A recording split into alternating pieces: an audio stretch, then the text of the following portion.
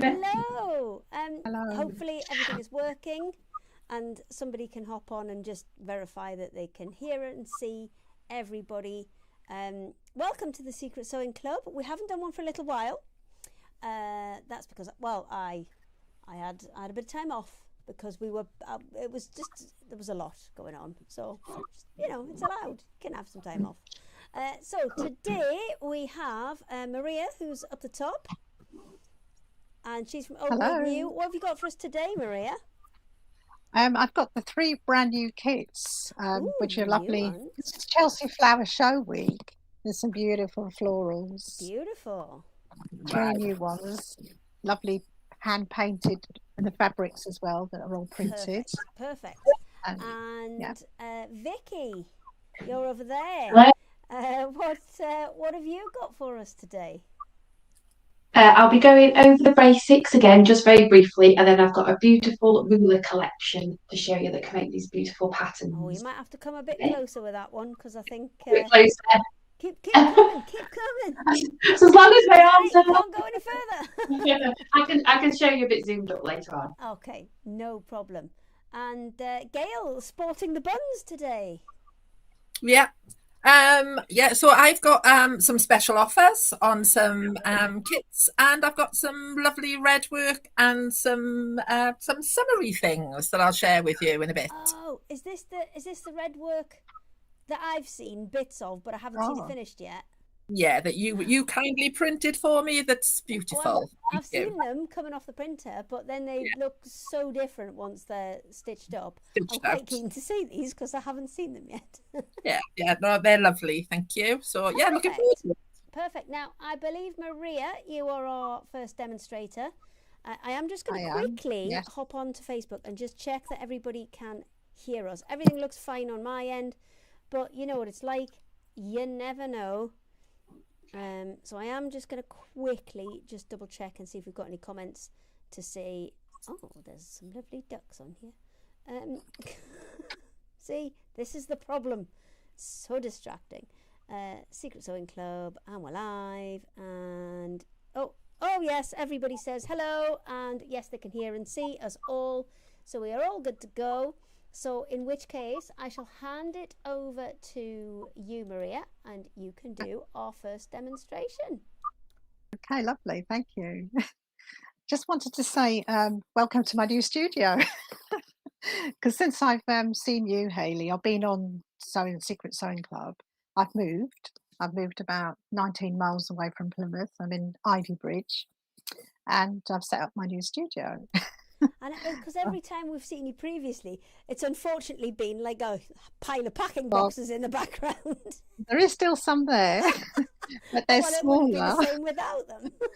They're all my kits that I send out. So at least everybody can see my whole room is where I work, pack the orders. It's everything here.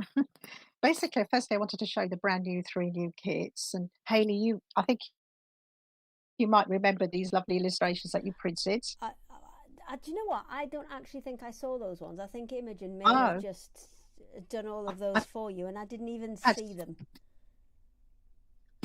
well, I actually showcased them at Exeter Crafters for Craft Show. And I almost sold out on this one, which was the Lily of the Valley. But obviously, these are the fabrics that you get in my kits. So the kits are, I'll show you the actual, that's the blue orchid. So that's when it's actually got all the thread work put into it. In the kit, you get your full instructions and all the threads and needles and the lovely fabric. So you've got those. And then you've got the Lily of the Valley. So this one was actually demonstrated on the Sewing Street show in April, and this almost sold out. So I've only got a few left, and I've got a real bargain today on the website.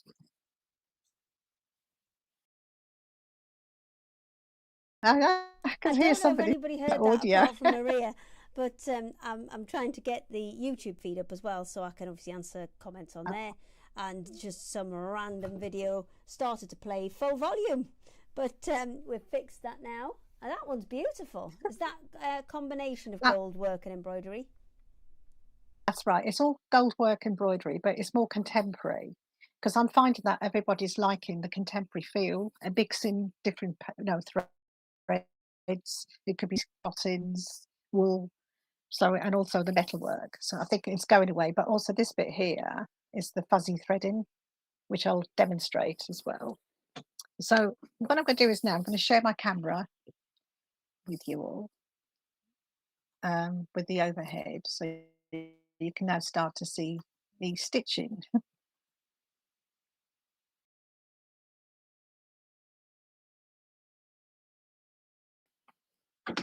Yeah, it's coming.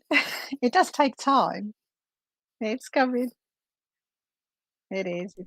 There you go. There you go. I'll tell you what I'll Have you do. got, When you want to you switch got it? next time, let me know and I'll take everybody to have a quick look on your website while you do it. Oh, okay. Yeah. Oh, because I want to say about the new website, it's actually not .com anymore. It's .co.uk. It's a brand new, refreshed. Do I need to go and fix that I while think, we're... yeah, you probably will because you I'll won't see go what I can anywhere do. You're otherwise. going to have to demonstrate and I shall shoot off and try and fix that for you. Okay, lovely. Thank No you. problem. So basically, this is actually the blue orchid design, and it's actually a combination of wires and metal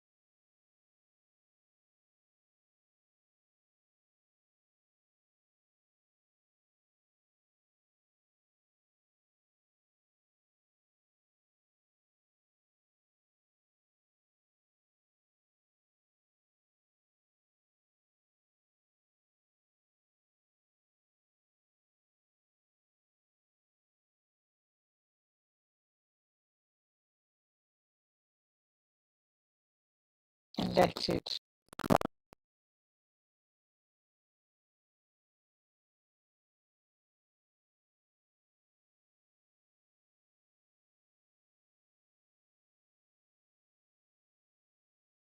So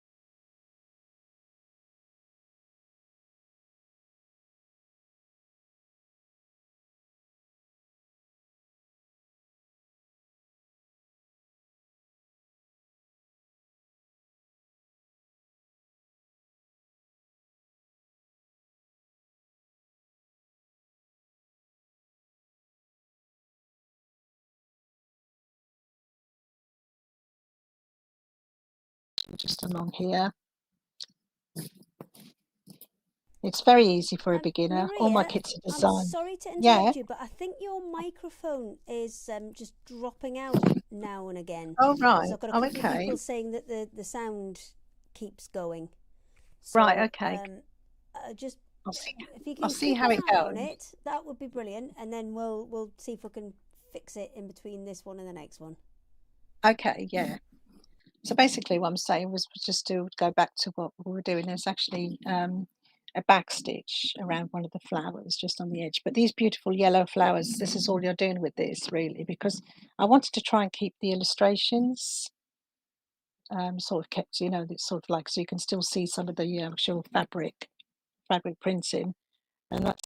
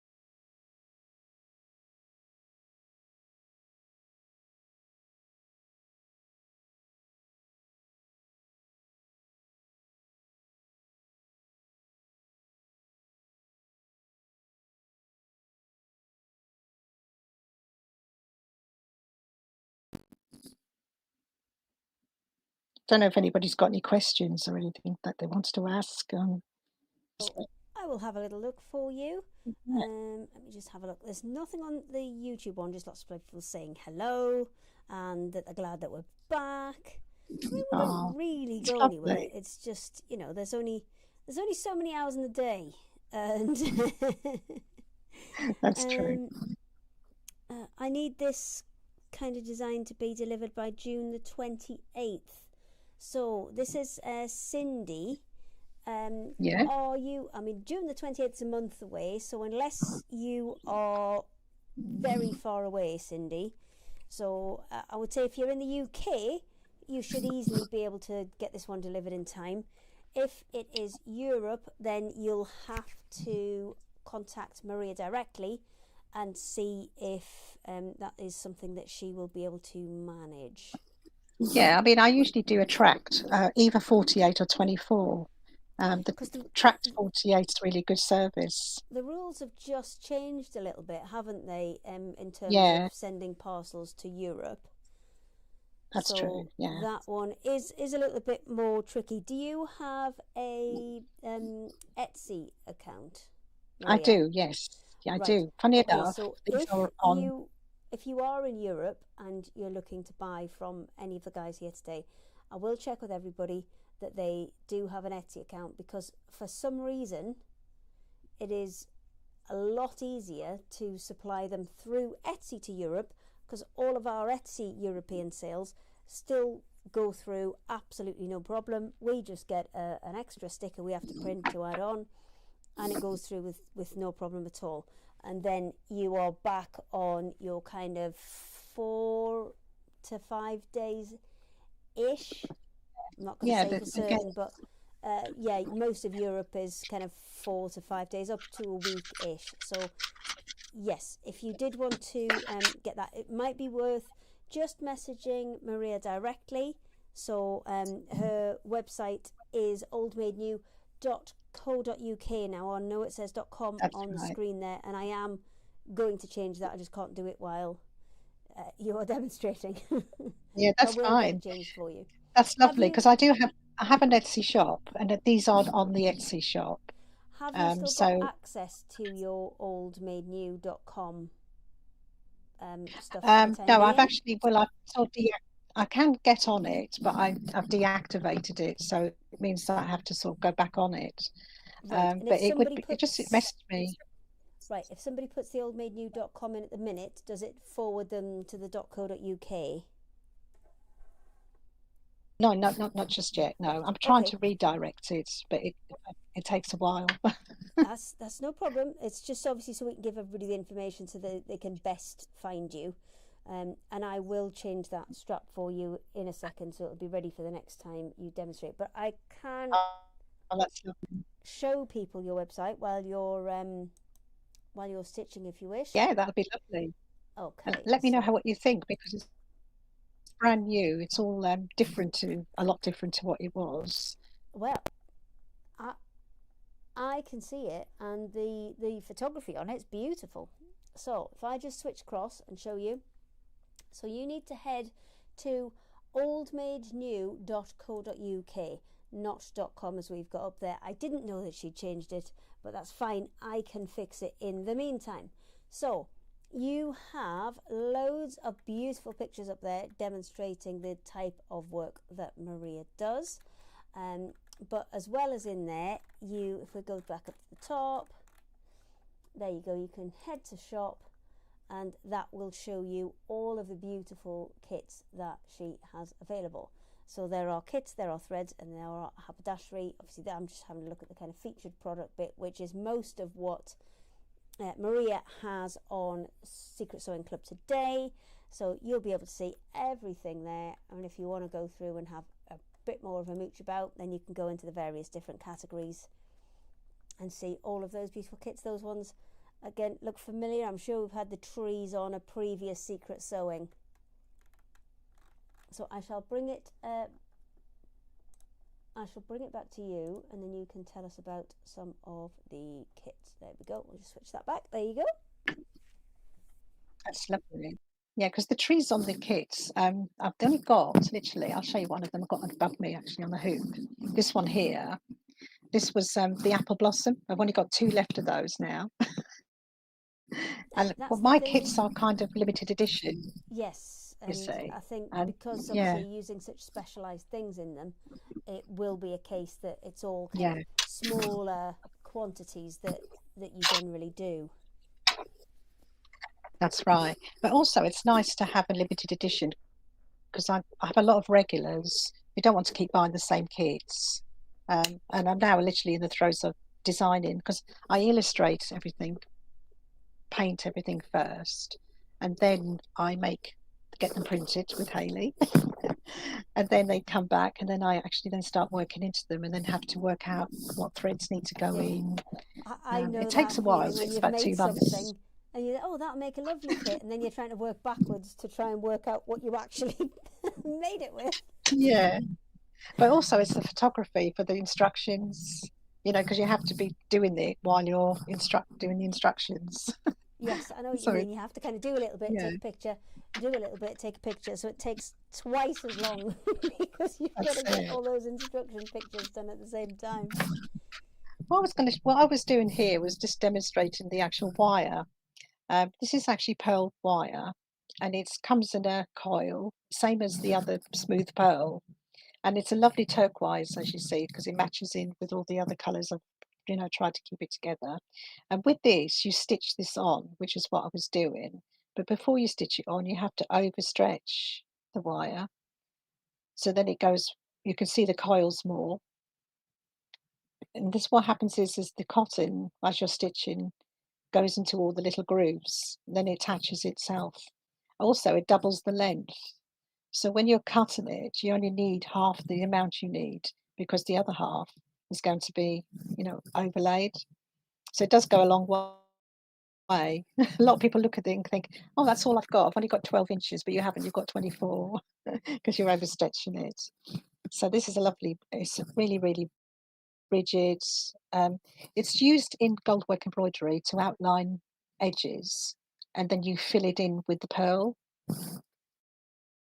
So it's actually, I'll just show you the finished piece so you can sort of see it. So you can see that I've outlined it all with this wire, and then I've filled it in with all the other lovely colours, like little beads, just to keep it, sort of forming inside. But you don't need too much. You just need to chip it where you need it. But again, you can copy it identical to the pattern, or you can do it yourself and just fill it in randomly. Again, with the green, there's green wire, and then I've just put the pearl in there as well. And then I've finished it with little bits of French knots, just like free motion stitching, really, just by hand. So you can, again, with these kits, you can put in as more, or you can just, copy it as exact. So it's not hard to do once you know what you're using as well. So basically what I'm doing is I'm just coming up to the beginning. I'm going to lay the wire, catch it on the end, and it's caught already. Gives you that hand free. And another thing, I always use the hook, and I use a stand if I can. So then you've got both hands free to actually then sort of support, the actual piece as you're working. So you're just moving the wire onto the edge where you need it, and then chips it in. There you go. You can hear it crunching in as it goes into the grooves.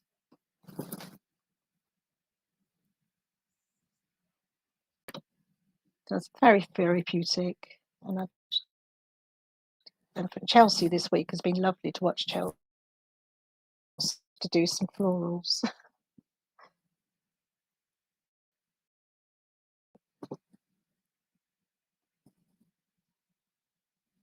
Yeah, so you're just really sort of like back in that.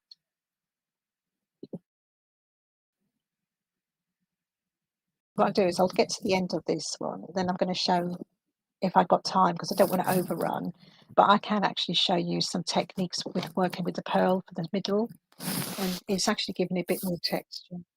I tell you what we'll do is, if you want to get that technique one set up for your next demo slot, Yeah, give me a chance to get your websites updated. yeah, that's lovely. Then that would probably make a bit more sense, because I have got a couple of messages from people saying they've been trying to get on and the QR code doesn't work. Obviously, the QR code is again still for the old one. That's going to take me a couple more minutes to sort out. Yeah, so that's lovely. That is fine.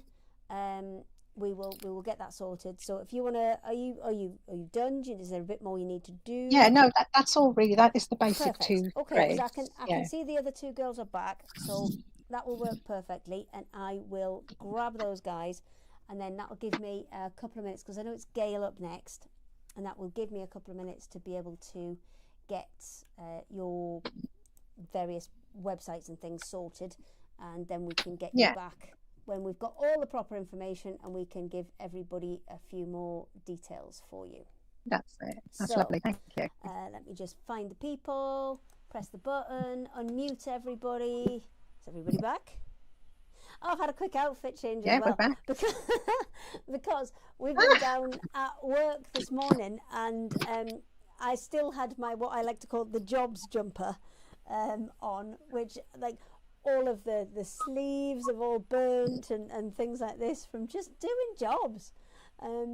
So yeah, I had to go and change out of that, because it's not, got to make not loads of effort, but I've got to make a tiny bit more effort than my scruffy jobs jumper. So Gail, I have checked on the thing, and it is you next. Aha! Are you ready? You look like proper ready. Oh, I am. I'm always ready. You're always proper ready. Yeah, blagging it. No, I'm never ready. You are. No, but your demos are very clear, and you Blue Peter them, and you have a nice step-by-step job. Yeah. I quite like that. And then I can never find... envious of being able to be that prepared. Yeah, well, but then the thing is, Hayley, when you do that, then you can never find the bits. So you've got so many bits that you can never find them.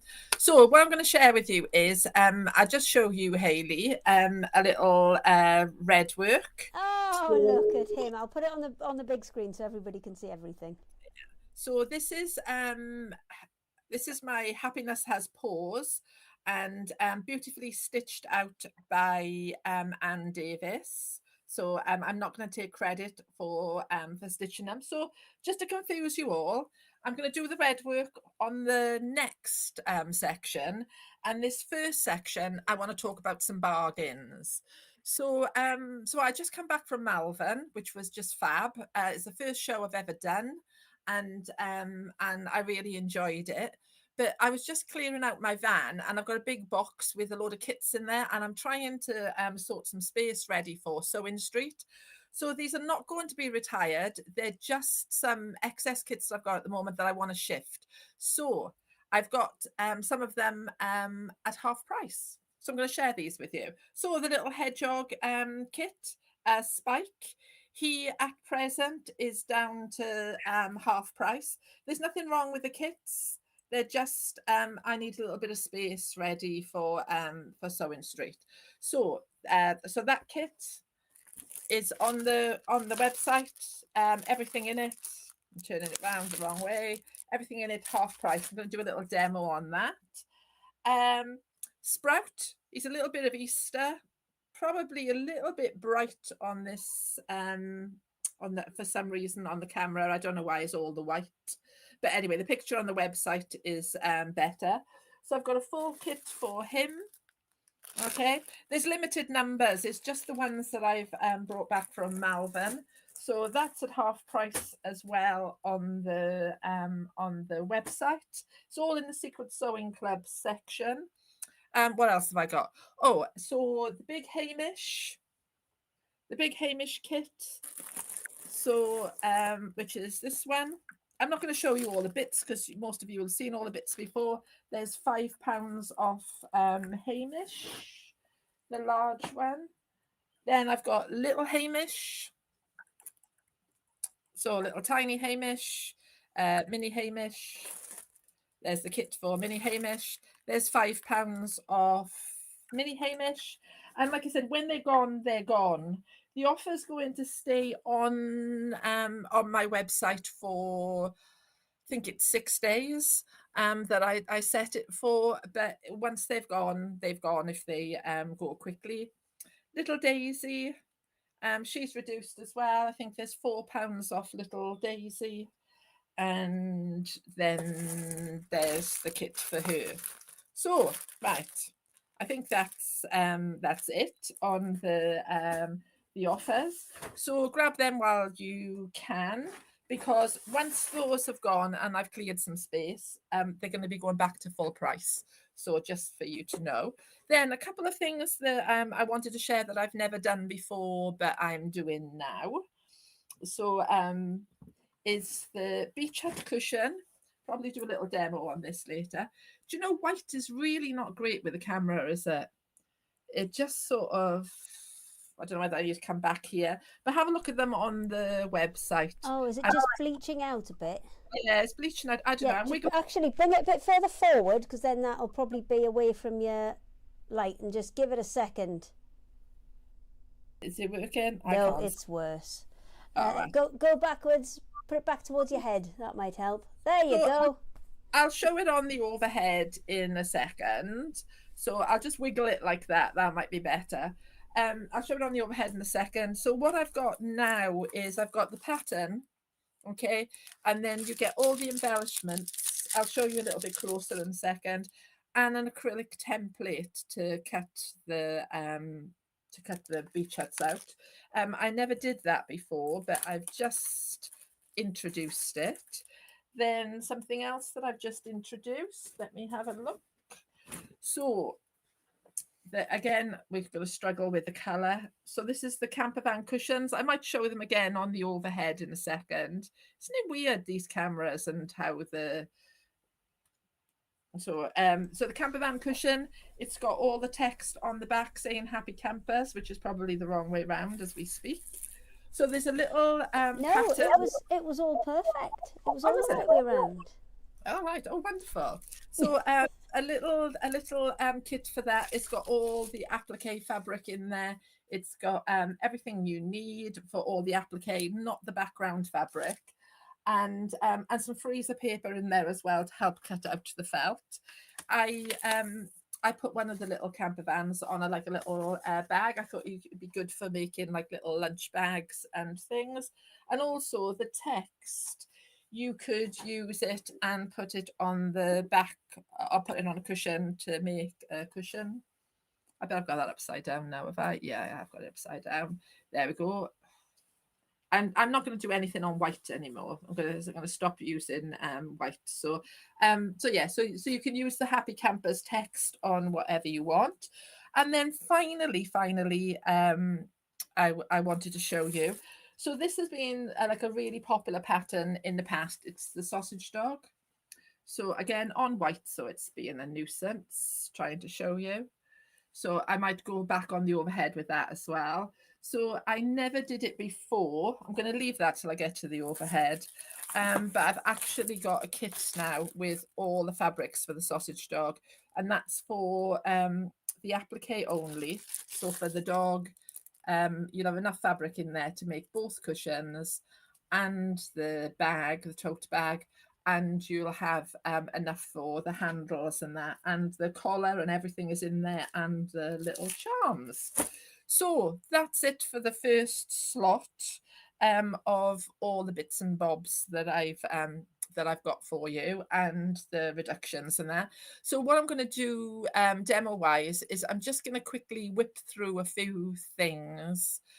Just do a little bit of everything so you can see what you're getting and that. So I'm just going to flick the camera over. I hope I've got the right camera. And I'm going to try and clear some of the mess off my table so you can see where I am with everything.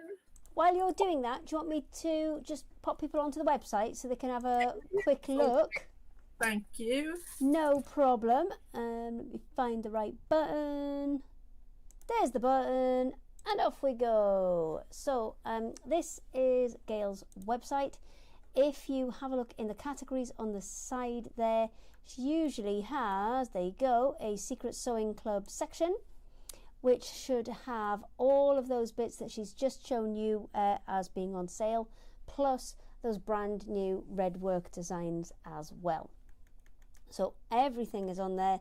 You can have a scooch through. Don't remember there's 2 pages there, so don't forget to have a look on both of those, and you should be able to see absolutely everything that is going on and all of those beautiful kits that she has. So she just fiddled with that camera, so I'm just going to check she's still there. I can hear you, but you seem to have frozen.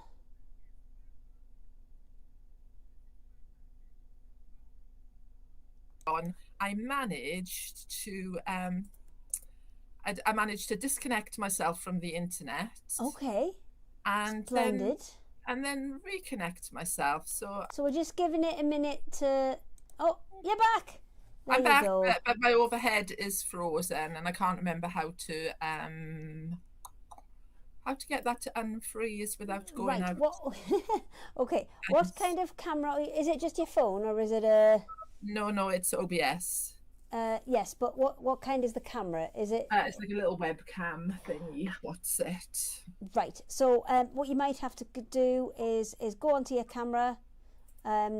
So select whichever scene it is, select whichever camera input it is, and then just deactivate and reactivate, and you should be up and running. Well, in that case, I will go back onto your website while you're having a little fiddle with that, and I will go and have a look at some of these kits. So we haven't seen this one yet. A sneaky peek. Excellent.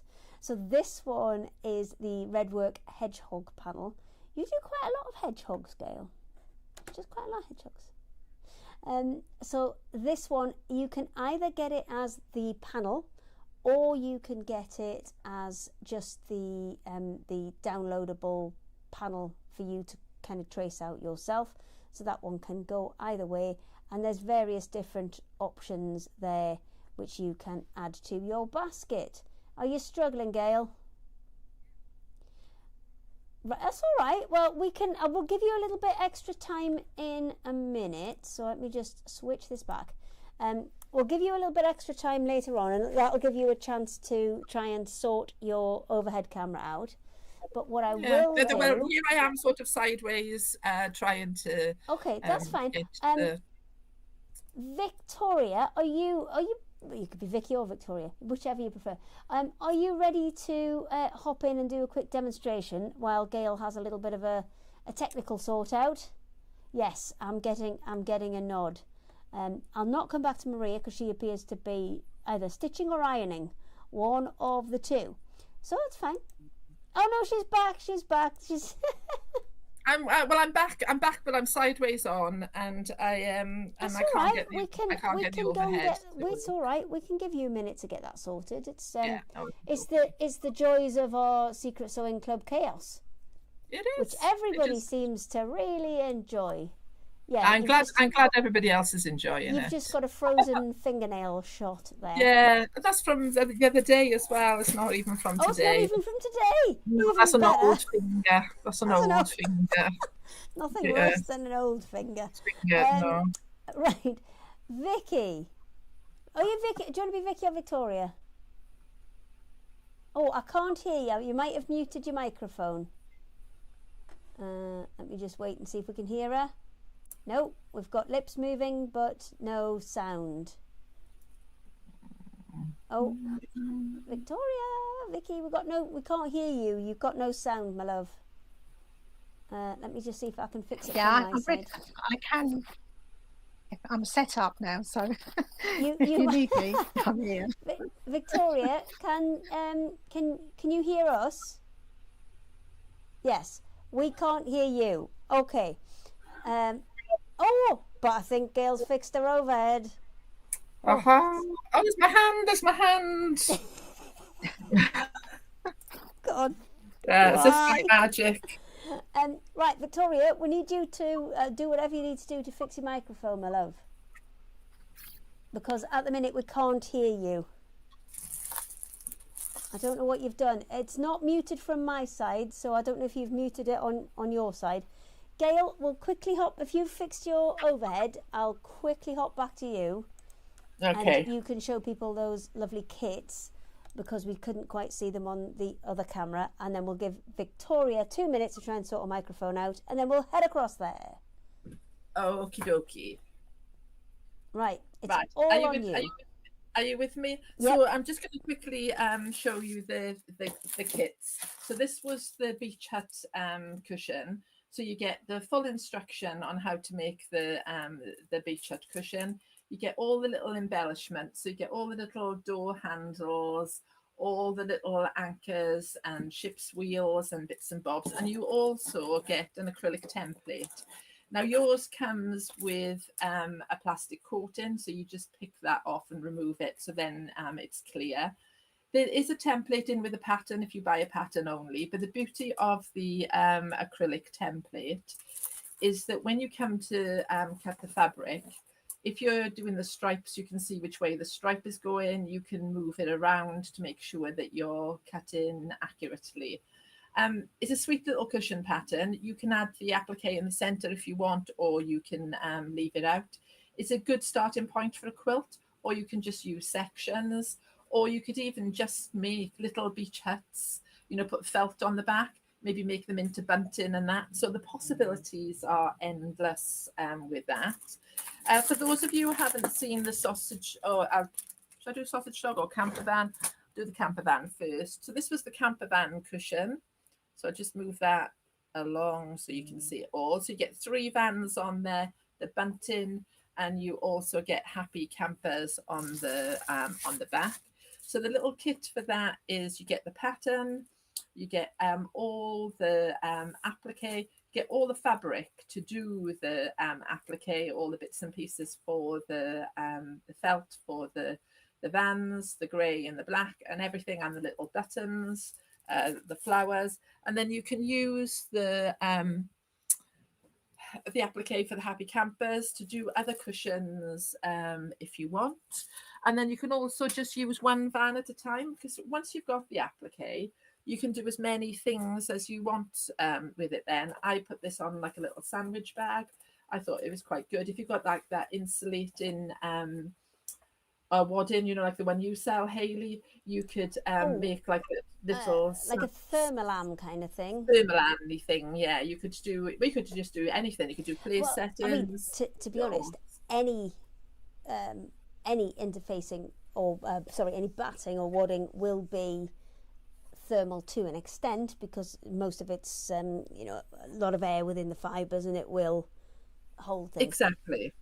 I mean, if you want a specialised one that's going to, you know, keep hot things hotter and cold things colder, then I think it's a thermal. It's like a foil backed one, isn't it? Yeah. Do you do that? I thought you did I that. don't think. I think we've got a couple of bits in stock, but we haven't got any great big rolls of it at the minute. Ah, right. Okay, then. So yeah, so you could do something like that and make like little like little sandwich bags and things. I think it's quite handy. So you're more than welcome to make and sell if you want to raise money for charity or you want to raise money for yourself. Then by all means do. And then finally, while I'm just quickly talking about the kits, this was the one for the sausage dog. So you get the front of the dog, and you get the back of the dog too, with this little waggy tail. I've done it so it's sort of like three-dimensional. The same with his ear and the wings on the butterfly. There's also a pattern for a bag in there as well. I'll just find the little bag, and you can use the same principle. So with the bag, I put the front of the dog on there, and then I continued the dog then around to the back of the bag again with his little waggy tail. And in the instructions as well, I tell you how I did the handles and like the pattern piece. So what you get in the kit is you get the pattern with the full instructions, and then you get all the fabric for the applique, including, I'm just throwing them after there, the charms for his little collar and all the bits and bobs for to decorate him, and the felt as well to do the three-dimensional thing. So that's all in the kit for you. So right, that's me done with kits then, Hayley. Are you going off to Victoria now, or yeah?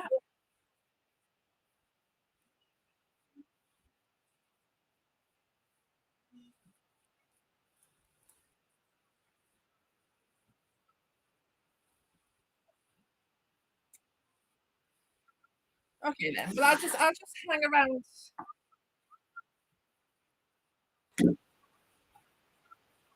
Oh, yeah, she's still there. She's still there. That's good.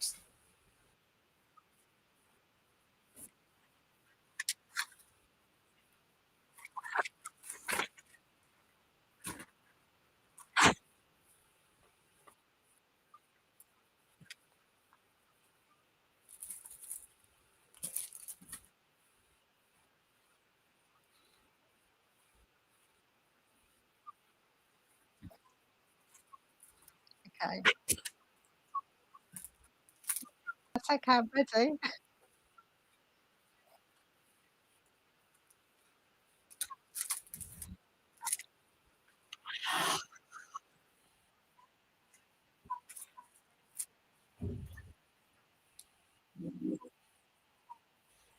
It's great. It's chaos, isn't it? It's chaos.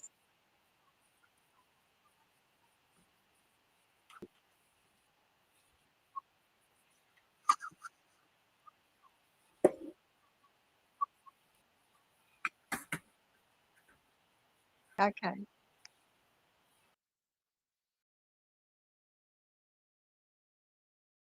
Ah, okay. Can you hear me? Okay. So what we're going to do is we're going to go back to the blue orchid. I'm just going to share my screen again. So don't panic if I go off for a bit. Okay, so I'm just sharing now.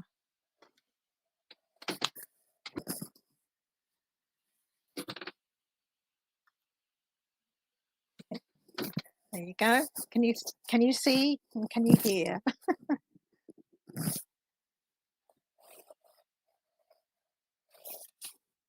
Okay, so what I was saying before about the middle, it's got a bit more texture. So what we're doing is we're using the pearl wire and actually going to loop it. So it's like forming a little loop. And gives it a lovely, lovely pattern. I love doing this because there's actually a good way of using your threads as well. If they're damaged, you can use them.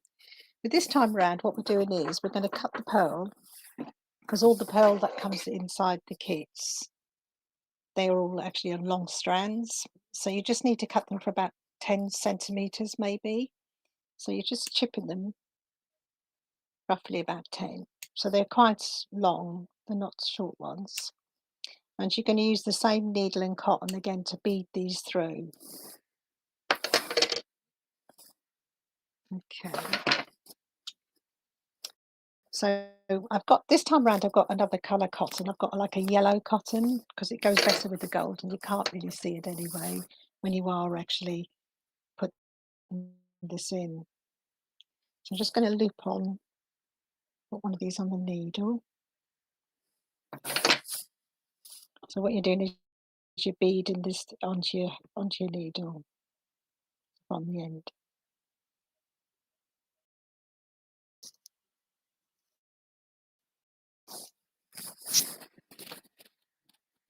So I think that bit was bent on the end, that's probably why it was. So this time round it is actually on the needle. And then what we're doing is we're just going to loop it right to the end. So it's quite a long piece.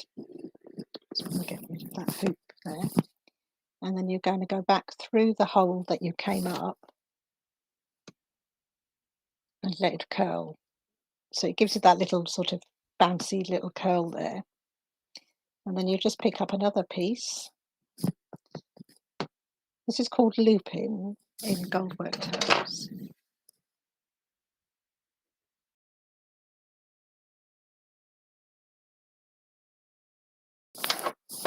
So this time round I've got the other colour. There is actually two colours. It's a gold and like a nice pale like tangerine. And just put that back through again. And that's your second one done. And you just keep continuing really all the way until you fill that middle section. I hope you haven't disappeared on me because I can't hear anybody. I'm sorry, I was just Oh, you are quiet there. because That's I've right. just fixed your graphics. So now you can see at the Oh, bottom lovely, there, brilliant. it's oldmaidnew.co.uk, and I've also fixed the QR code. So if you scan that, it will take you directly to Maria's website where you can find all of those lovely kits. Oh, lovely. Thank you, Hayley. That's No lovely. problem. But you can see already how this is actually developing now. It's actually starting to fill in that section. There is actually some beads in the kit as well, so you could put the odd little bead in between as well. But this is a lovely way of filling a section, especially in middles of flowers. You just make the loops longer, so that way you can actually then, you know, sort of continue to get that little bit of texture. It's quite versatile. And it's quite robust, really. A lot of people look at it and get a bit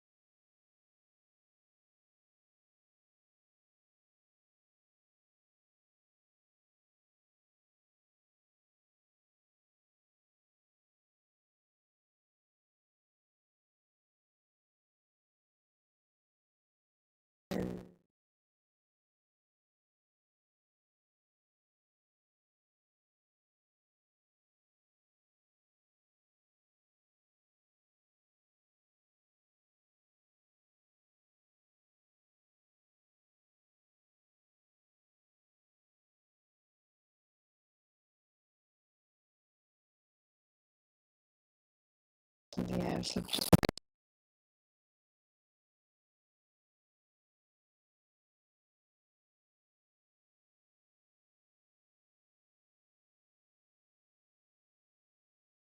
because you'd be surprised how much that feels. Actually, I'll just turn it over so you can probably see a little bit of the lengths as well. You can see them standing up. So it's a nice technique as well. So some of the traditional. Maria, I think we've got a few problems with your microphone because I've got a lot of people saying they can't hear you. I don't know if it's just something Oh, just when right, you okay. move slightly, it's not quite happening. Yeah, but unfortunately, I've got quite a few Right. people saying that they can't actually hear What I might you. do is try and find my other headphones. Right, okay, no problem. Well, Vikki's Right, ready! okay. And we can hear her, and it's all good. Okay. So, I will switch it over to Vikki. Oh, I'm going to ask her which she prefers, actually, Vikki or Victoria. So, I shall switch it across to you. So, Vikki, are you there? Yes. Can you hear me? Can you hear me? We can hear you. We can hear Oh, you. God. Yeah, I know from your side it was saying you were muted by me, but I didn't have your mute on here, so I don't know. I don't know what's I'm going not on, really but sure what turned it happened off, there. turned it back But on. you're here and you're fixed I'm here. and you're ready to go. So tell Yes. me, because it wasn't originally you for Pause, was it? Well, I did the last. People may remember the brand for Shirley. Yeah, that's it. Shirley and Bruce started it. I think it's about 10 years ago now, and they are now semi-retired. I would say that loosely. They're semi-retired, and yeah, we're taking over and doing Splendid, it. So yeah. splendid. So what have you got for us today? So this is what we're going to work up to, hopefully today. If you can see this beautiful Perfect. pattern, and it's called our Rhapsody collection. And that's 3 different rulers make up this beautiful pattern. So we're going to work our way up to that, hopefully, fingers crossed. So I was just going to start by just telling everybody the 3 things that you need to get started if you've never done free motion quilting before. We need our quilting ruler foot here. So we do 2 feet. We've got a high shank foot and a low shank foot, and that fits the majority of domestic machines. So you just need to get the one that's compatible for your machine. We get a lot of questions about which foot. In touch on our website. We need your make and your model, and then we can just tell you which one it is if you're not sure. So that's the first thing that you need is your ruler foot. Second thing that you need, we'll get this up here, is our beautiful sew slip mat. And if you can see there, it's got a perfect little hole. So when you're sewing, your foot goes in there beautifully. And it's so smooth that the material can glide over. So that gives you the control that you need. And it's a bit tacky on the back here. So it sticks to your machine beautifully. So you can use this if you've got a end table or if you haven't, doesn't matter. You can put it this way or that way. And then the third thing that you will need is a ruler. So this is our beautiful star ruler that I've got to show you first of all. And I just wanted to show you this because you can see all the, if I can just get the right angle there, all the beautiful scroll lines that we've got on. So keep those in mind when I show you them. So I'm going to start off with this star ruler just to give you the basics, and then we're going to move on to that beautiful Rhapsody collection a bit later on. So this is the outcome of those beautiful stars here, just to give you a little preview. And then I'm going to sit down now and show you how to do it on the sewing machine. So hopefully you can see there the best that you can. So I've got my foot on here, got my mat here, and I've got my ruler. So there's 5 different sizes. So I'll just show you the briefest introduction of how to do it. So each star is the same technique. So start with our foot down, our needle down, and then we're just going to sew the whole way on that small channel. and then you stop with your foot down, and then we're going to turn the ruler. So you don't need to move your material, you just need to move your ruler.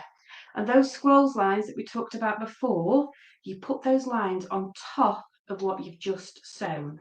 So that means that we can match our patterns up beautifully.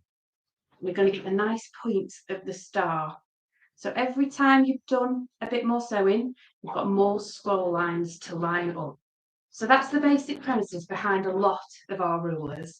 It's all there so you can get your nice consistent pattern just by using everything that's on the ruler. The tools are all there that you need. So I've just got one more to do, and I'll just show you how quick and simple that was to get a beautiful star. Okay. So just hold up to this one. Yeah, so if you can see that, that's what I've just done. Just like that. Very simple, quick and easy. And there's 5 different sizes of star on this ruler, and you can build it up to this beautiful pattern that I showed you before. So you can see I've done the basic stars, and I've also used the pattern to do some chevron patterns as well. So I just wanted to show you that stars ruler first, just so you can get the technique down before we go on to the rhapsodies.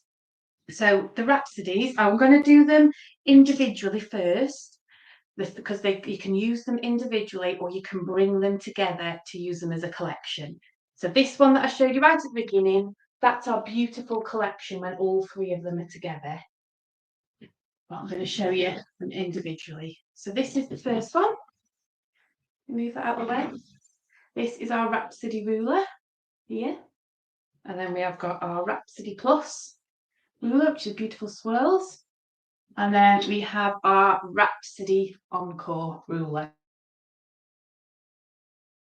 Rulers individually, individual patterns. And I have got some examples of these that I can show you. Which one should I do first? So this is our, this is our Rhapsody Encore pattern. So that's the pattern it can make by itself. So that's one example. That's also the same ruler, make the beautiful waves pattern. So that's the Rhapsody Encore as well. I have got the Rhapsody on its own here, which makes these beautiful swirls. And you can do that, cover a large area or small area, depending on what you're after. And then the last one, gone on the floor, is the Rhapsody Plus. So that's what they look like when you do them individually. So I'll just give you a quick demo of those individually. Okay. So we'll start here. I'll just change my, get some fresh material. So I'll start with this one. I've got it here. This is the Rhapsody Encore. That's the beautiful wave pattern. So it's very easy and simple to do. So again, we just do exactly what we did before. Start with our foot down and our needle down, and we just sew the whole length of the channel. So what I've got here is I've got my hands, I've got a small pressure on the ruler and small pressure on the material. And because I've got my sew slip mat, it's just gliding along round those beautiful curves and corners like that. And I will say, I have got my machine set. If you've got a speed setting on your machine, I do set mine quite low, lower than you would do for normal sewing, just so that you can get the feel of how to move the material and the rulers together. And then as you feel more confident, you can work your speed up, or you can just leave it as it is. So don't feel like you have to go in full speed until you feel more comfortable. So what I'm going to do now is, I'll go back to that. That's where I finished. Again, we start with the needle down. Material stays flat, stays still. And we can just move the ruler in the channel. And if we could carry on this way, I'll do one this way, and then you can also just turn the corner as well. So you can do all sorts with these rulers. So if you have doing a big project, you don't have to move the material round and have to bulk it all round. You can just keep the material in the same place, and then you can just move the ruler around to get round the corner. So you can use this one as beautiful waves. You could use it as a beautiful border. You could use it with lots of different things. Or like I said before, you can use it combined with the collection. So I've just finished this off. And you can see how quick I've done that. It doesn't take long at all to get these beautiful patterns. You just need a little bit of practice if you've never done it before, and then you'll be away. So that's, I've just done that very quickly. Can you see that? Very quickly. Just gone round the corner for the beautiful wave pattern. So that's our Rhapsody Encore ruler. Move on, just get a mid sheet. So we'll do our Rhapsody Plus now, which is our beautiful. And if you notice as well, I meant to say, I did all that in one thread. You don't have to keep, you can keep cutting, stopping and starting if you wish, but there's no need to. You can do it all in one thread. That's the design of it, so it's nice and easy and simple. So again, we started with our foot down, needle down, and we're going to follow the whole channel. So I've got my hands placed on either side of the ruler and some fingers on the material, and then I'm getting the gliding motion from my mat. So I've just gone all the way around, and what I'm going to do now, the unique thing with these is you can make a different pattern every time. You can just turn it round and decide exactly where you want it to go and just carry on. So like I said, every time it could be a different design, a different pattern. You might even, but these are just patterns that I like to do. You can make up new designs and styles yourself when you're at home with your rulers. So I'm just going to do that. And then again, you can decide where you want to go with it, wherever it fits. So it can be very flexible depending on what you're trying to achieve on your project. Okay, so I'll just do this and then I'll show you the end result of that. Okay, just all the way around. Like I said, I've got nice and slow, so it's easy to match the speed of my machine with me gliding and being in control of the material. I know this is a bit of a how long is a piece of string question.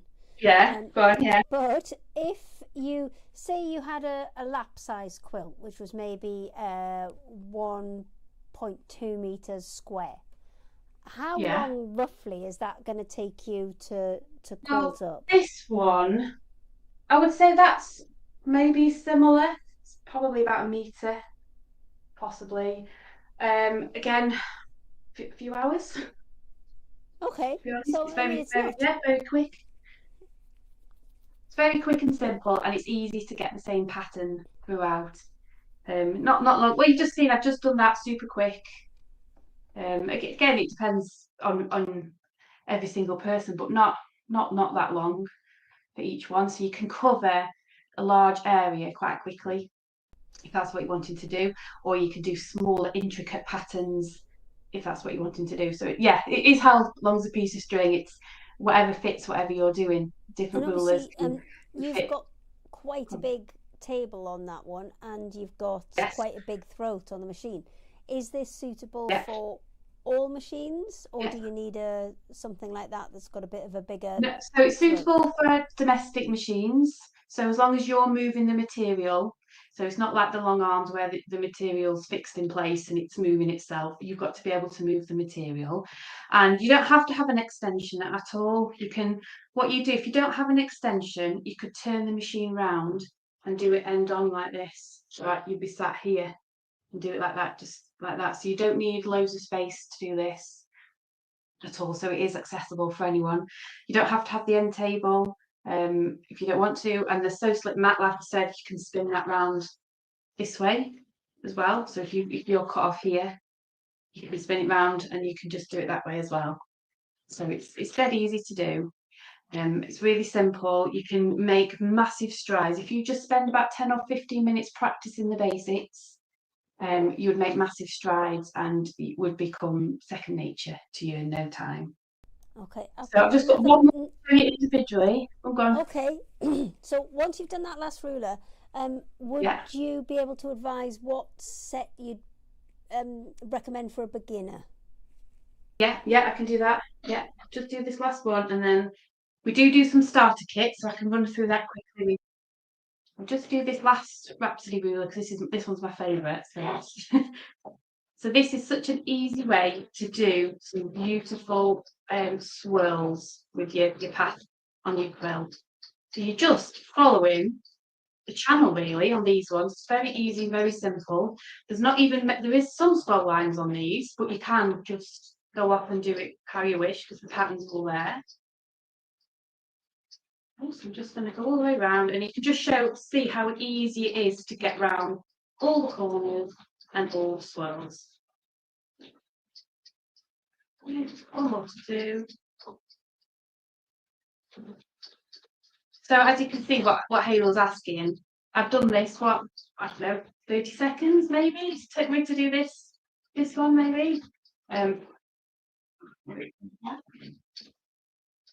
then what you can do on this one is you can just slide the ruler and just carry on with the pattern. You can either do the whole ruler again, you can just do sections of the ruler, whichever is your favourite. Just finish this and I'll show you.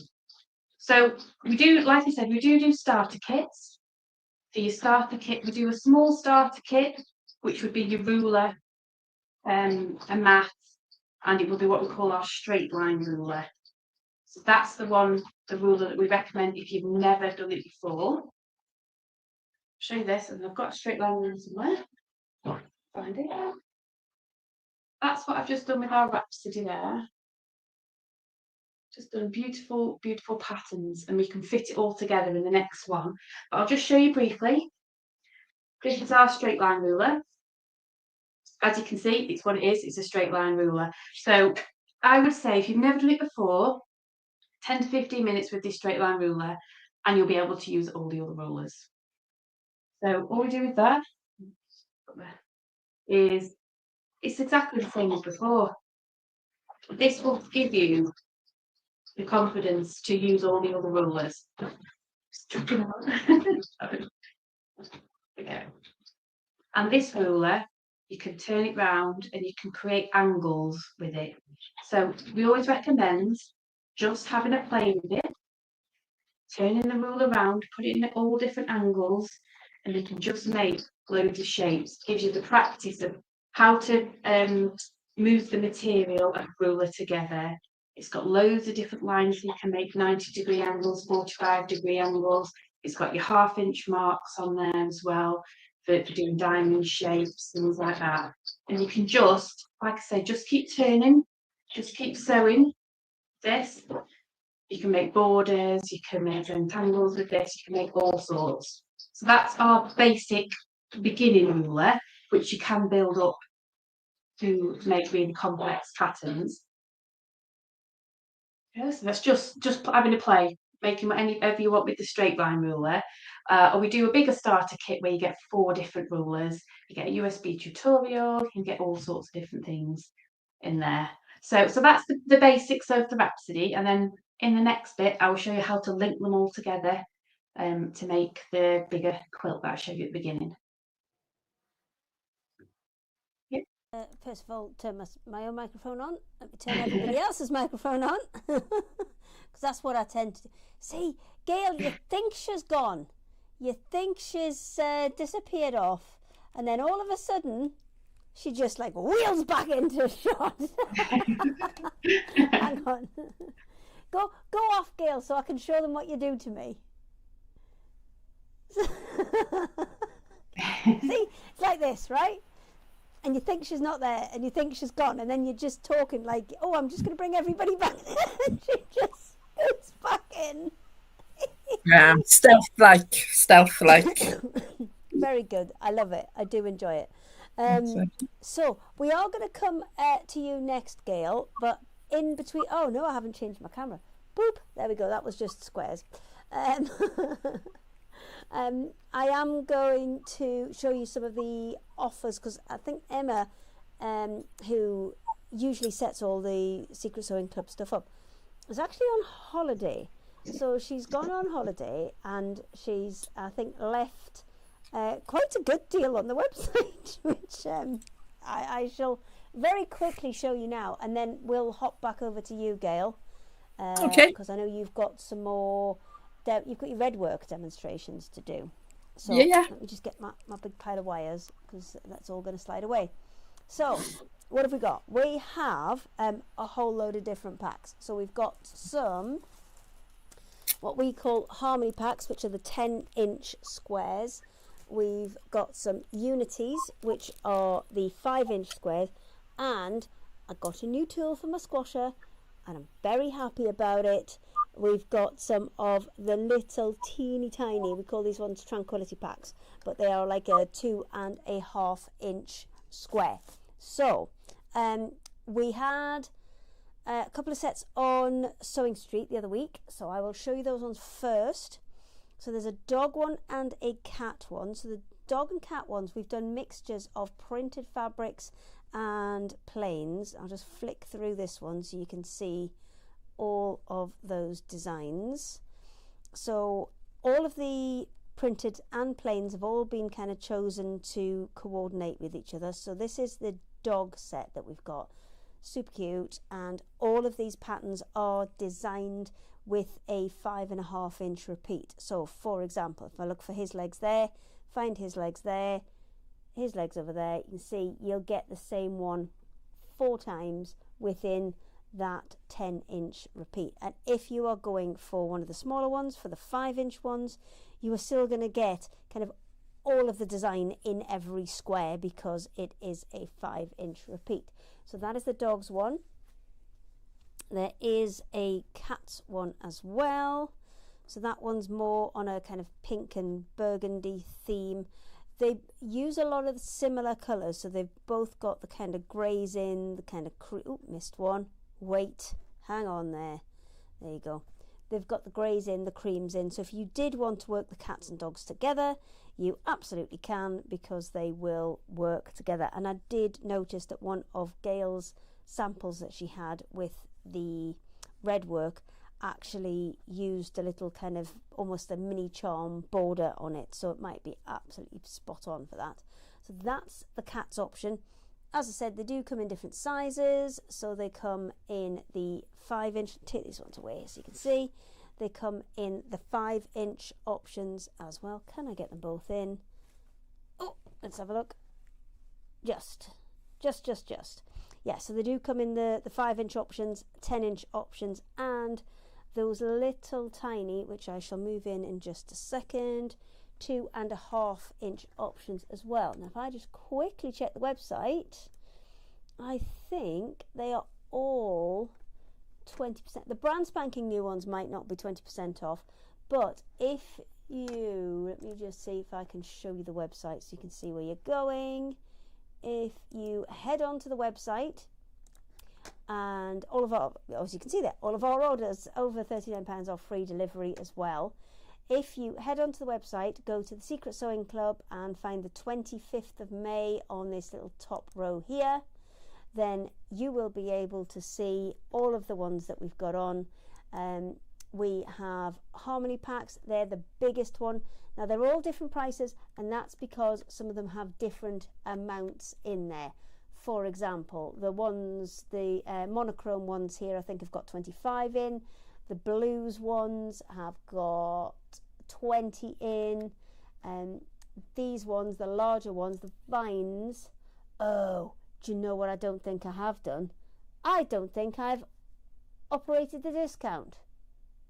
I'll go and do that very quickly, because these should all have 20% off. Why? So I shall go and do that now. I'm just looking at that neutral pack. That doesn't look the right colour. They look like they've got a lot of pinks in. But there's definitely no pinks in the actual one. I'll have a look. I'll go and check that out. But you've got 3 different sizes in there. So you've got the harmonies, which are 10 by 10. You've got the unities, which are 5 by 5. Let me have a look. I need to go back one more. Go back and back. Oh no, too far. There we go. Unities, which are the 5-inch squares, equivalent to the charm squares. See, that's what colour it should be. Oh, I think it's just my screen, you know. I think it's my monitor in here, because when I've looked at it on the playback on Facebook, it looks fine. So I think it might just be my monitors looking a little bit pink here. So these ones, again, the prices will depend on how much are in them. So these guys here, I think I've got about 40 or 45 pieces in. the cats and dogs I know definitely 100% have 30 pieces in, and the candy and rhythm and blues have got 20 pieces in. So there's different amounts in each of them, but as you can see, if you manage to pick up one of those and one of those, that's a project within its own right, and you don't have to do much else to get that up and running. And then I also have the tranquility packs. These are super tiny 2.5 kind of mini charm sized ones. Let me quickly just jump back to here so I can show you, because these are super cute. Now you're getting, I've just got one of each out here, but there are 2 of each design. Let me just shuffle them round as well so we can, oh, there we go. I just want to shuffle them around so you can see how quick and easy it is to build up a design in these. You are getting, in these ones, you're getting 7 of the plain colours, and you're getting 8 of the printed patterned ones as well. And these patterns are all bespoke to us because they are all designed and printed and cut at Craft Yourself Silly. So it's very much a write the theme tune, sing the theme tune. That's kind of where we've headed with this one, but it just works, and they are super cute. So you could make something twice the size of this, because where do I want that one? I might want to swap it with that one, but I don't want the blue next to the blue. I'll move that in a second. So you make something twice the size of this, and then by the time you've sewn these together, maybe you're gonna, oh actually if I go on the side, because I think there's 15 of these, so if I go down the side, I think that was a tiny bit of my lunch which I had to absolutely wolf down because it's been a busy day. Oh no, what have I done wrong? I should have no, it's fine, I can cope with it. I don't like those 3 together. I want to alternate them so they're patterns and plains, but that's fine, I can do that later. So that's the full collection that you're going to get within it. So as you can see, super cute, really easy to work together as kind of see, I would move that one as well. See, now I've just started playing, and now I'm going to just end up waffling on while I try and move all these around till I'm happy with them, but I'm not going to do that. Well, I'm going to let Gail get ready and let Gail get cracked on, but I will go and authorize, because I think Emma just hasn't maybe activated. Oh, hello Sarah. Sarah's joining in as well from White Gecko. She should be exhausted. She's been at Malvern for ages as well.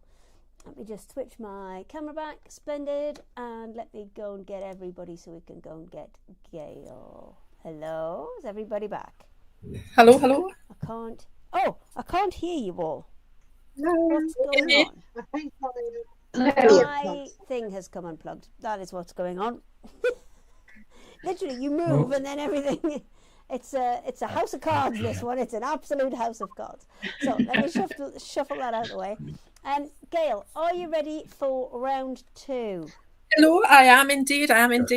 Excellent. So I will get you ready, and I will switch it over to you.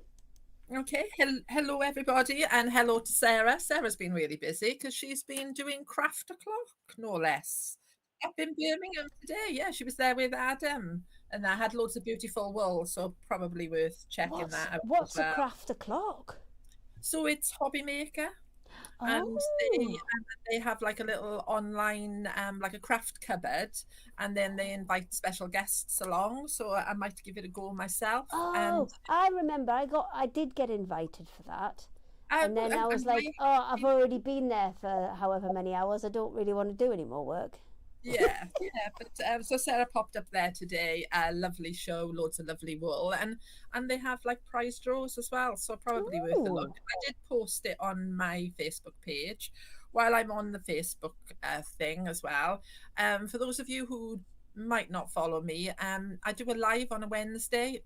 It is the only live I do, but I do a live on a Wednesday, and so if you've bought any of my patterns or any of my kits, there's something that you're struggling with, then drop me a message and I will do that demo live. I know there's issues with Facebook now, it only stays on there for 30 days or whatever, but but yeah, I will do lives, and I will repeat things as well. So you know what it's like. You just need a refresher sometimes. So even some of the older designs, I'm quite happy to do that.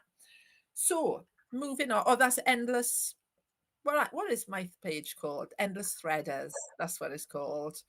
So yeah, I'm really good with the technical stuff, as you can tell.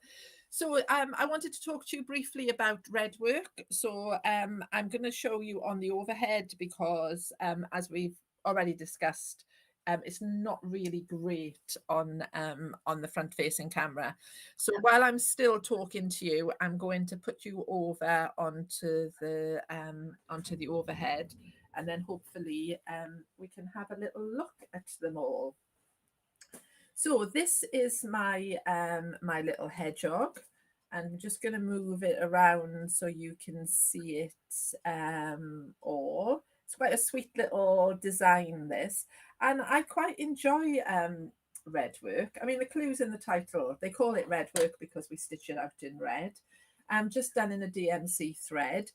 What I've got for you with all the red work designs, I'm just going to go through the kit, is we've got options. So your options are, okay, you can have a pattern only, okay, just the pattern on its own, or you can have a pre-printed panel only, or you can have a kit where you've got the pattern, the pre-printed panel, and 2 skeins of thread. Now, some people say to me, why don't I just get the printed panel only? Because it saves me having to trace it out, which is perfect. But I think it's handy to have the pattern as well, because if you decide to remake it, what you've got is you've got the complete pattern. And then if you want to change some of the design, so say for argument's sake, you really like the hedgehog, but you're not keen on some of the designs within the spines, and that you can then use, you can like delete some of the designs and put your own designs in there. Also, you might just like this flower, and you might like the flower and the little bee. So then you could do maybe cards where you just trace off the flower and where you trace off a bee. So it might make nice little gifts and that. So you can use the whole design and break things down into sections. So I'm just going to show you the other designs that I've got on the show today as well. So the other one is the camper van. Okay, so I did make the camper van last year, but I've brought the camper van back for you to have a look at. Again, same principle. You can get a pattern only, you can have the kit, or you can just have the pre-printed panel on its own. Okay, and then finally we've got the sausage dog, because I do like a sausage dog. I used to have a sausage dog years ago. Carrier, she was called. And again, with this design, it's stitched out in red here, stitched beautifully by Anne Davis for me, and who's watching today as well. And then here's the sausage dog again. This time it's been stitched out in a variegated thread. And then rather than be a cushion, it's just a little wall hanging or placemat, whichever you want to call it. And it looks completely different when it's stitched out in colour. So just because you're getting the red thread, it doesn't mean you have to stitch in red. You can stitch in whichever colour you want. So that just gives you an idea of two different... Just to point out, obviously your overhead camera has mirrored everything. So it will be the right way around, because somebody has just asked. And also there's a lady called Laura who's just started your Halloween pumpkin wreath, as she thought she'd better get cracking because the year is going so quickly. It is going. Well done, Laura. I like people who are already working towards the autumn. And it's like Christmas. Lots of people are making Christmas projects, and now I'll be working on Christmas shortly. Because are you doing Christmas in July, Hayley? We're doing Christmas in July on Sewing Street.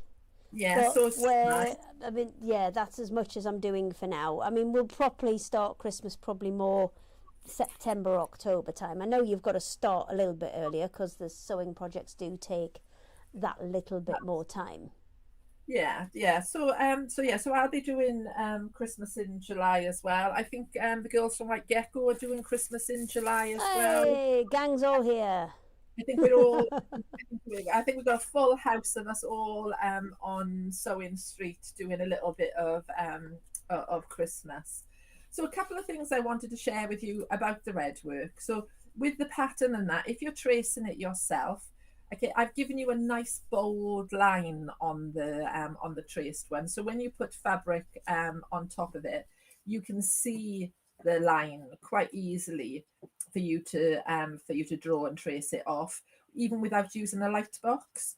But you can use a light box, which is helpful, or you can pin your pattern, sellotape your pattern to a window, and then sellotape your fabric over the top. Or the other thing, most of us now have got extension tables on our sewing machines, and they're clear, and those extension tables work really well as a light box. So I put my red work and that on top of my extension table on my sewing machine, and then I just pop a light underneath there, and then you've instantly got even your phone with your torch on. Oh yeah, all that. Well done, Hayley. Yeah, anything like that. So it's fab. I mean, years ago I used to use like a Pyrex dish and do it with a torch underneath it, but we've moved on a lot since then. And the other thing that I like to use, you can buy loads and loads of fancy pens, okay? But what I like is a pencil.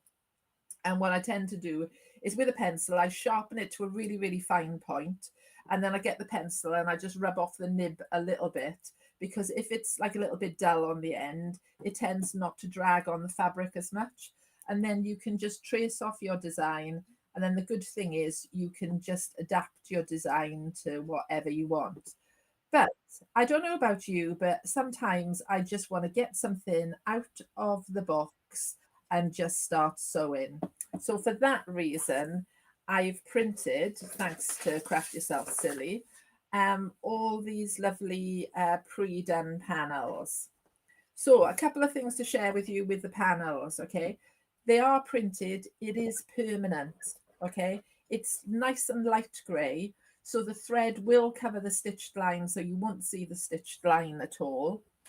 But it's a permanent fix, so if you don't like part of the design, you can't rub it off, okay? So that's the good thing about getting a pattern as well, because you can adapt it to wherever you want. But the beauty of having the pre-printed panels is, I don't know if some of you have ever done it, but I have. I've marked something out with an erasable pen, and where I've been handling it or where it's been damp, the lines have started to disappear, and it's really annoying when you've started to stitch. The good thing with this is it's really transportable. You can take it everywhere. The line's never going to disappear. So it makes it really easy for you. And if we look at the sample finished here, again, beautifully stitched by Anne for me, you can see that you can't see any of the marked lines at all in there. Okay, they're all completely disappeared by the thread. So talking of the thread, you can stitch it out in however many strands you want. I tend to do 2 strands. But before I embark on stitching onto my sample, okay, the first thing I do is I put a lightweight iron-on violin on the back.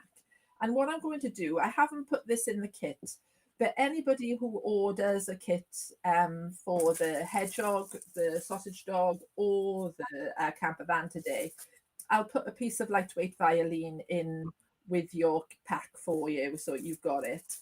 And then I just iron this onto the back of my fabric. And the reason for that is one, I'm not working in a hoop, so it makes the fabric a little bit more stable.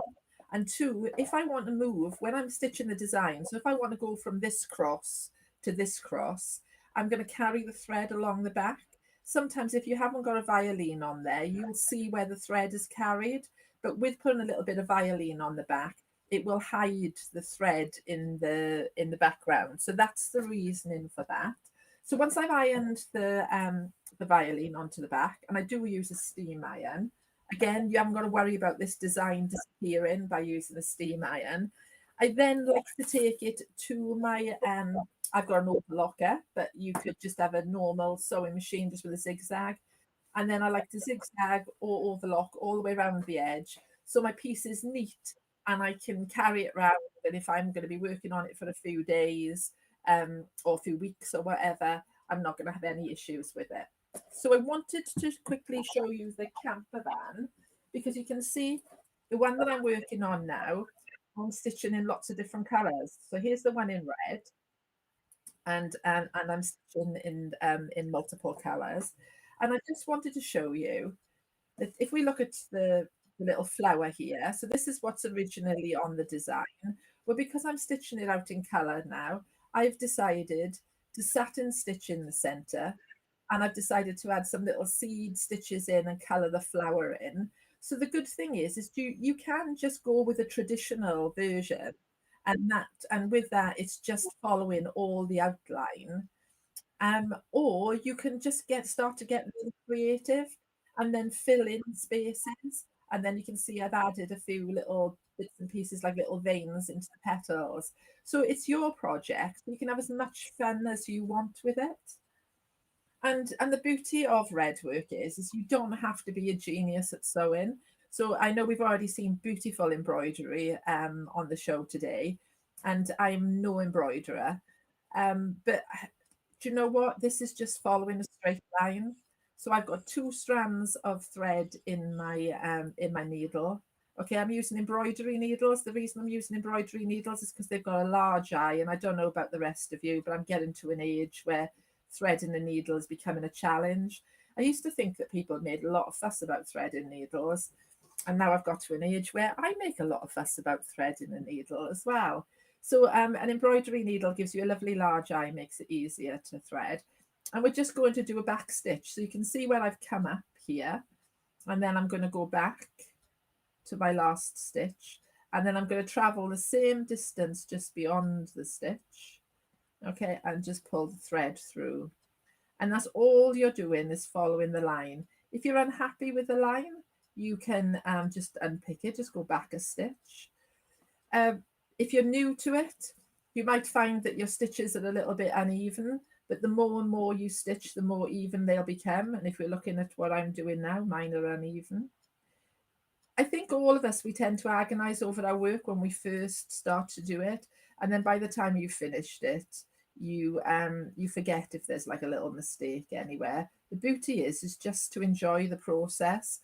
But I think this is really good for traveling. If you're going on holidays, you can take these little projects on holidays, or you can sit there and watch the TV.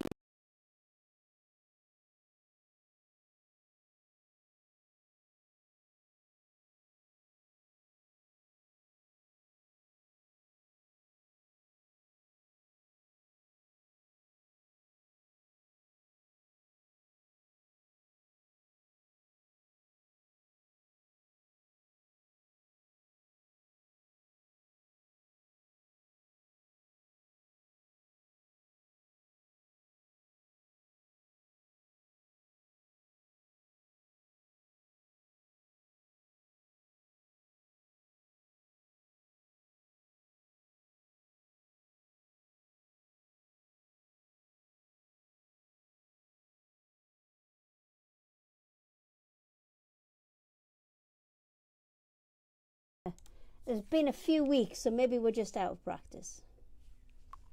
Yeah, full of little gremlins, haven't we been today? But we've got there in the end. So you're just going to carry on. Powered through. We have. Well, that's it. We're not quitters, are we? No. We're just crack on.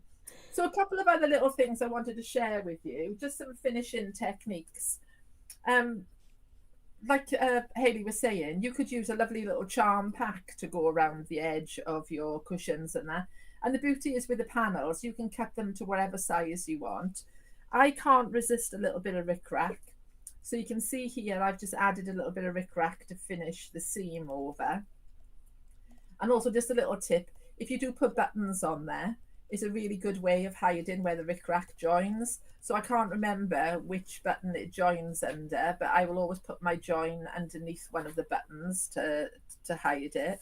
Or you can also put the rickrack into a seam, which is one of my favourite things to do. I think it just gives a nice little edge. So you can see here I've put the rickrack into a seam. I also quite often put rickrack into piping as well, you know, my binding on the end of a quilt. And to get a good finish on there, I tend to forget about the 1/4 inch seam allowance, okay? And I concentrate more on the rickrack. So I've just got a little sample here to show you. So this would be the edge of my panel. And what I would do, I wouldn't be using a black thread, but that's on there just for you to see. I lay my rickrack down right onto the edge of my panel, like so. And then on the sewing machine, I sew a row of stitching, just catching the rickrack in where the dips are. Okay, so that means that when I go to put my piece of fabric on there, then you can see I've put my piece of fabric on there. So I lay my fabric over the rickrack. When I come to sew the other side, I'll make sure that I sew just within the line of stitching. So I'm not doing a 1/4 inch seam anymore. I'm just sewing the other side of the row of original stitching. And then that way, when I turn it over, I know that I catch my rickrack exactly where I want it, just showing all the bumps neatly. Does that make sense? Because what you don't want is with your rickrack, you don't want to end up with some of it being covered here, some of it with your lumps and bumps showing. So I do a double row of stitching on there. You can see the first row is where I've marked the size of the rickrack, so you can see it here. And when I turn it over, I'll stitch just beyond that row, and then that way I'll know I'll have a perfect neat line covering all the little bumps, giving me a really nice finish. The other thing I like to do, if I'm not doing that, and I've done it on the wall hanging, okay, can you see here, is I like to put a little flat piping in, and I think that's another thing that gives you like a really nice finish. You can also do this into the binding if you want, and to do that I normally take an inch piece of fabric,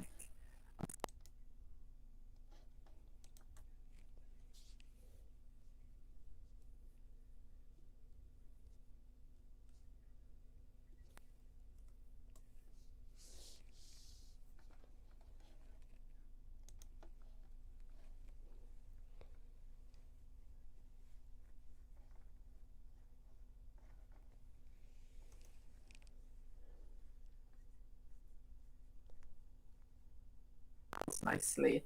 So that'll give you an idea of some of the finishes that I've gone for. Either sew the rickrack over the seam, put the rickrack into the seam, or maybe some flat piping. You know, the possibilities are endless. And also, just one last thing, can you see with the sausage dog here, I didn't even bother stitching the eye or the nose. I just left them the printed line because I just thought I quite like the dark line on there. So you can also do that with your design as well. If there's little bits that you don't want to stitch, you don't have to. And finally, because you've got these lovely designs printed out, there's nothing to stop you colouring into it as well with all your lovely fabric pens and paints and things like that. You can add some extra dimension to your designs by possibly colouring little bits and pieces in. So I think that covers. I have a question. Yeah. Could you trace some of those bits out and plique them on? Oh yes, yeah, definitely. Definitely. But just remember, you'd have to do it kind of back to front. You'd need to put the panel face down and then put it onto your fusible webbing. Yeah. And but there's nothing to stop you, Hayley, right? This is your paper bit, yeah. Yeah, you've invested in the piece of paper, okay? So if you've got the pattern as well, so then you could either scan it in and flip it yourself, or is the easy option I go for is just turn the piece of paper over and you can actually see the design through the paper, and then just trace it off again on the back, and then it would be the right way.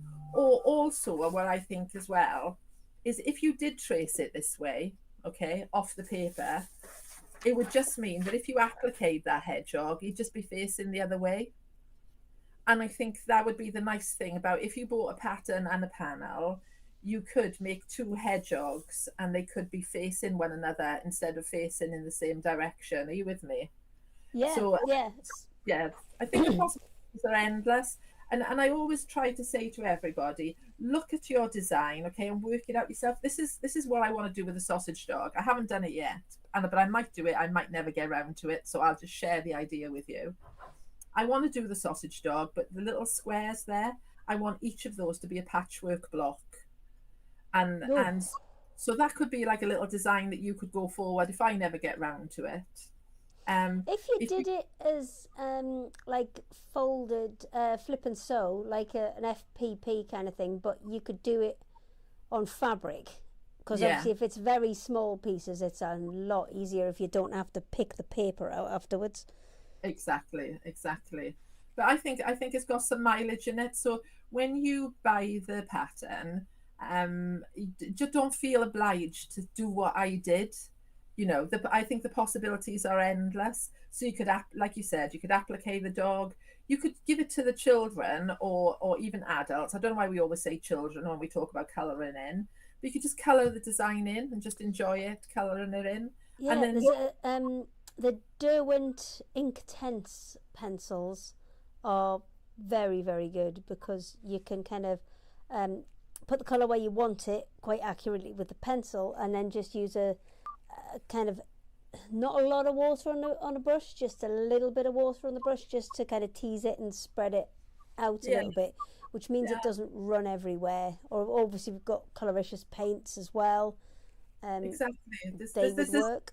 There's so many different things, and I tend to, I'm just going to flip it back to over here. I tend to try to encourage.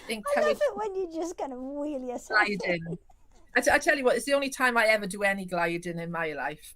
Normally like a heifer, just heffing around. But yeah, I just think with designs, what people need to remember is when you buy a pattern, right, we're just opening the door for you, and then it's for you to go off and do whatever you want. And nothing pleases me more than people sharing images of all their work on like my Facebook page and that, or sending me pictures saying, oh, look what I did, or I adapted this, or I made it a little bit different for my daughter or my neighbor or whatever. So yeah, just get creative. I'd like to think that all of us are just giving people a starting point, and then they bring something else to it, so their design should be better than ours. Well, that's the hope, isn't it? That's the hope. Let me go and grab everybody else. So Vikki, if you can unmute yourself, that would be splendid. There you go, all back together. Everybody working? Yep, all looking good. Yes. Excellent. We've got a message from Barbara saying the small dog squares would be good. I think she means these ones. Yeah. To go along the patch. How big are the squares on your patchwork one? Well, mine were 3 inches, okay, just to mess with your head. You'd need the next size up. You'd need the 5-inch one. Yeah, but also sew them together, patchwork within the patchwork. And also, right, the panel is quite generous, so you can cut it down or make it a little bit bigger. So you could add an extra square in. You could do 2.5 inches, but you could do bigger. I mean, I just give you a guideline for the border. You could put whatever size border you want on there. Do what you like. Exactly. So literally do what you like. Yeah. In a nice way. In a nice, polite, not just that kind of way. Just go away and do what you like. Adapt it to fit your needs and that. I did it because if I'm honest, I did have a charm pack initially, and I was going to use the charm pack, or what do you call your packs? Oh, we call them if it's a motor one, it's a mini charm, but because we're not allowed to use that, we've called them a tranquility pack, because they're matched and you don't have to think. Yeah, so the tranquility pack. Nice. Yeah, the tranquility pack would work well. A great way of having like loads of fabrics as well, like really reasonable. But I didn't use it because I wanted to use a different fabric. That was all. That was the only reason. But my plan initially was to use one of those. Excellent. So we might come back to you in a second, Maria, because I know you got kind of squidged 2 into the first half, didn't you? Yeah. But that is fine. Vikki, Don't worry. which is better, Vikki or Victoria? Which do you like to be? Vikki, sound like my mother if you say Victoria. You're in trouble then. Is that when you know you've done something wrong? That's it, yeah. When I'm in the bad books. Well, not in the bad books today. Very good. So Vikki, have you got everything you need maybe to do us another little demo with some of those lovely rulers? Yes. There's a couple of things I wanted to say that I forgot to say in the first one. Okay, no problem. I'll just You go over for those it. briefly. So when I was talking about the foot, the high shank and the low shank foot, I forgot to say that you do get a little insert with the foot, and that tells you how to set up your machine, and it also tells you how to set the foot up. So if you're not sure how to do it, we've also got videos on it as well, to show you how to do it. So if you're unsure about anything, everything's there that you need to get you set up. Okay, and the other thing I was going to say is that Hayley, you were asking about how long it takes me to create the quilt. So I just wanted to show you that what I do first is I plan it out on a piece of paper. So if you can see there. So what I've done there, so I don't waste any material, and also that I feel confident on what I'm doing, I use what we call our pars buttons. So it's just a little button, tiny button with a hole in the middle. And you can grab a ruler and a pencil and some paper, and you can see there that I'll try and do it. I need another hand. The button fits inside the channel like that, and then you put your pencil in, and then you can draw your patterns on paper. So that's how I like to do it. So I can plan them all out. I can get a feel for how everything matches up. Don't waste any material. To them on material, especially into an existing project, you don't want that to start over again. So I just thought I'd mention those. And the other thing is that on our website, we have got a little Secret Sewing Club tab that we've put on there. It's got a little discount on there if you go and have a look. That's active until I think Tuesday. So everything that I've showed here today is in the Secret Sewing Club section of the website. And there's a code on there, a secret code, which is secret, to get your discount on there. Very simple. So I've just thought I'd mention that before I start doing it again. So what I was going to show you. Sorry, Vikki. Can you give me that code again? Yes, just secret. Secret, just secret. Yeah. Okay, because what I'll do is I'll quickly whip across to your website and show people where all those little bits are just before you head into those that next demonstration.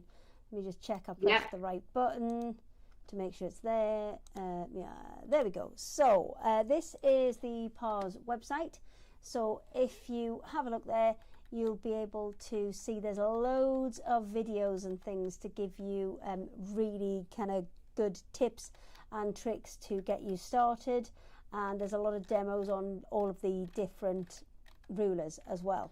So if you go into products, you can see everything will be within there, but if you want to see the ones that Vikki's got on today, if you go to that bit there, which is Secret Sewing Club, that gives you the specials. And if you've forgotten what that code is, it's just up there on those Secret Sewing Club specials, which will get you an extra 10% discount. So let me just go and take it back to Vikki's main screen. There you go, and it's over to you. Right, so what I've done just while you were listening to Gail is I've just done a quick pattern with our Rhapsody ruler. So I've just gone around there in a circular motion, putting on whichever swirls and that I fancy. And then I was just going to show you how to get this question a lot, is how you join up and make the collection work. So I'm going to start now with the Rhapsody, get it the right way around, Rhapsody Plus for you.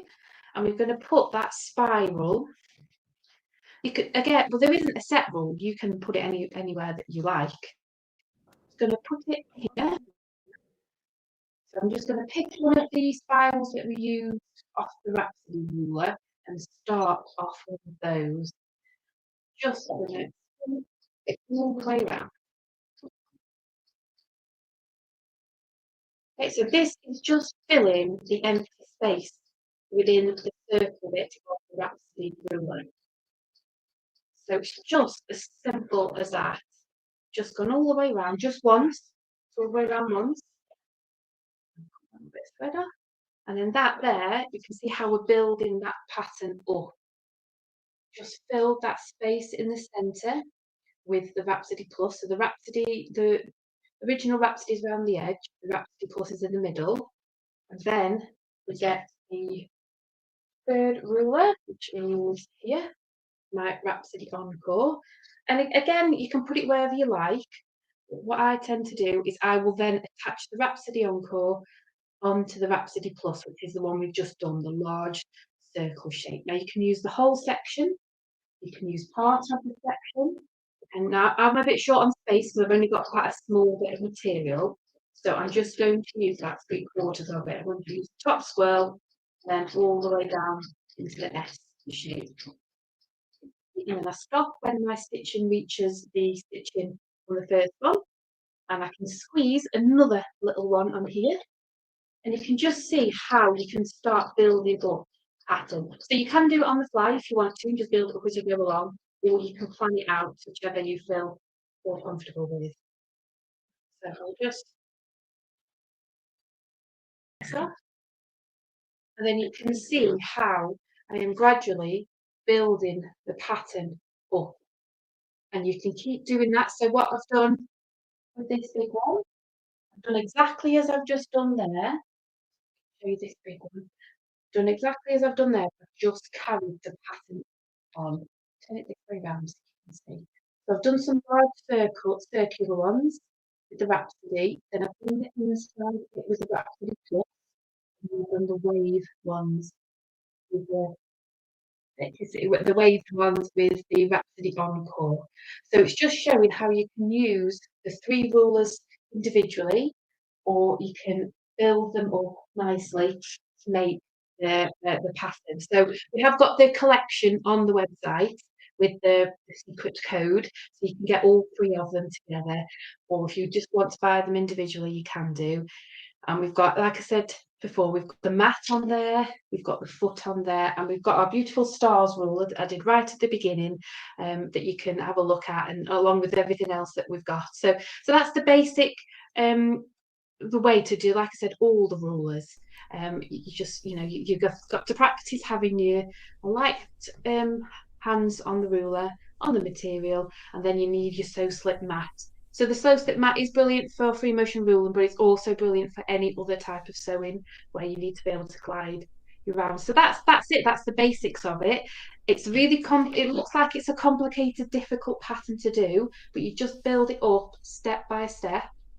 And it comes together beautifully, and you get some beautiful patterns at the end that you can put on your quilt. So I have done these as coverall pattern, a large pattern.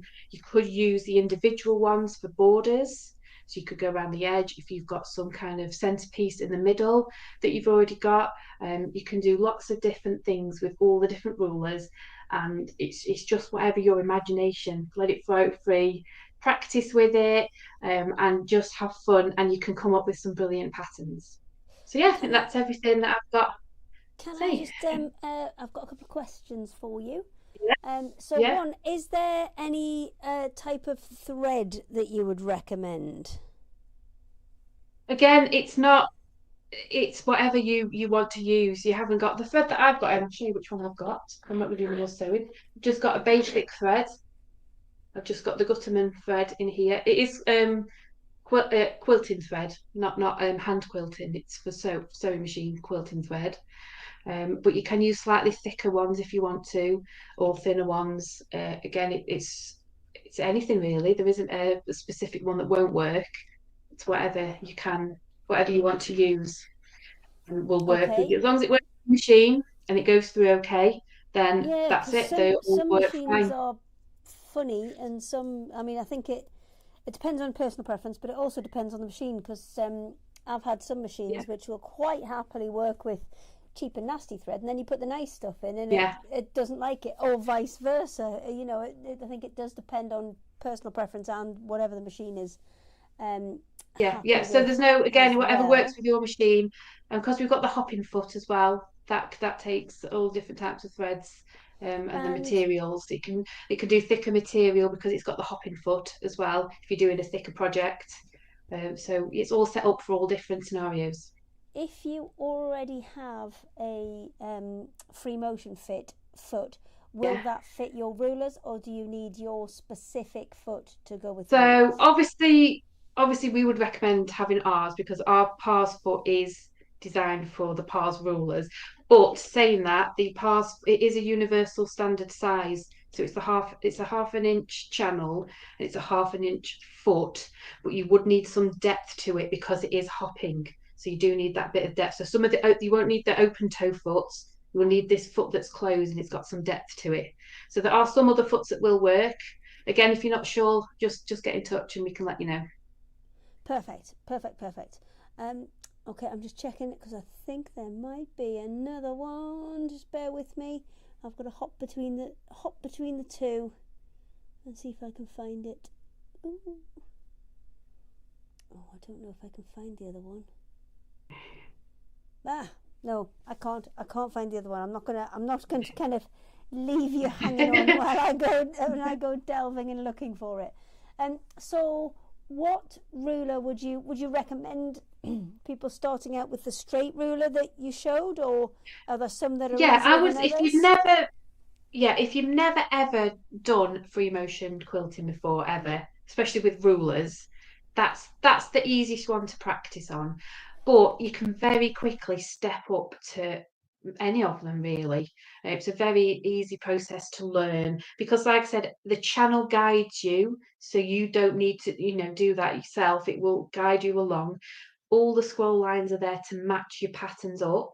So, for example, when you're using the heart ruler, you do half a heart, and then the scroll lines would match you up to the other side of the heart. So everything's there that you need, so you can quite quickly build up your collection, and it looks like you're building up your skill level, but the rules are just so easy to use.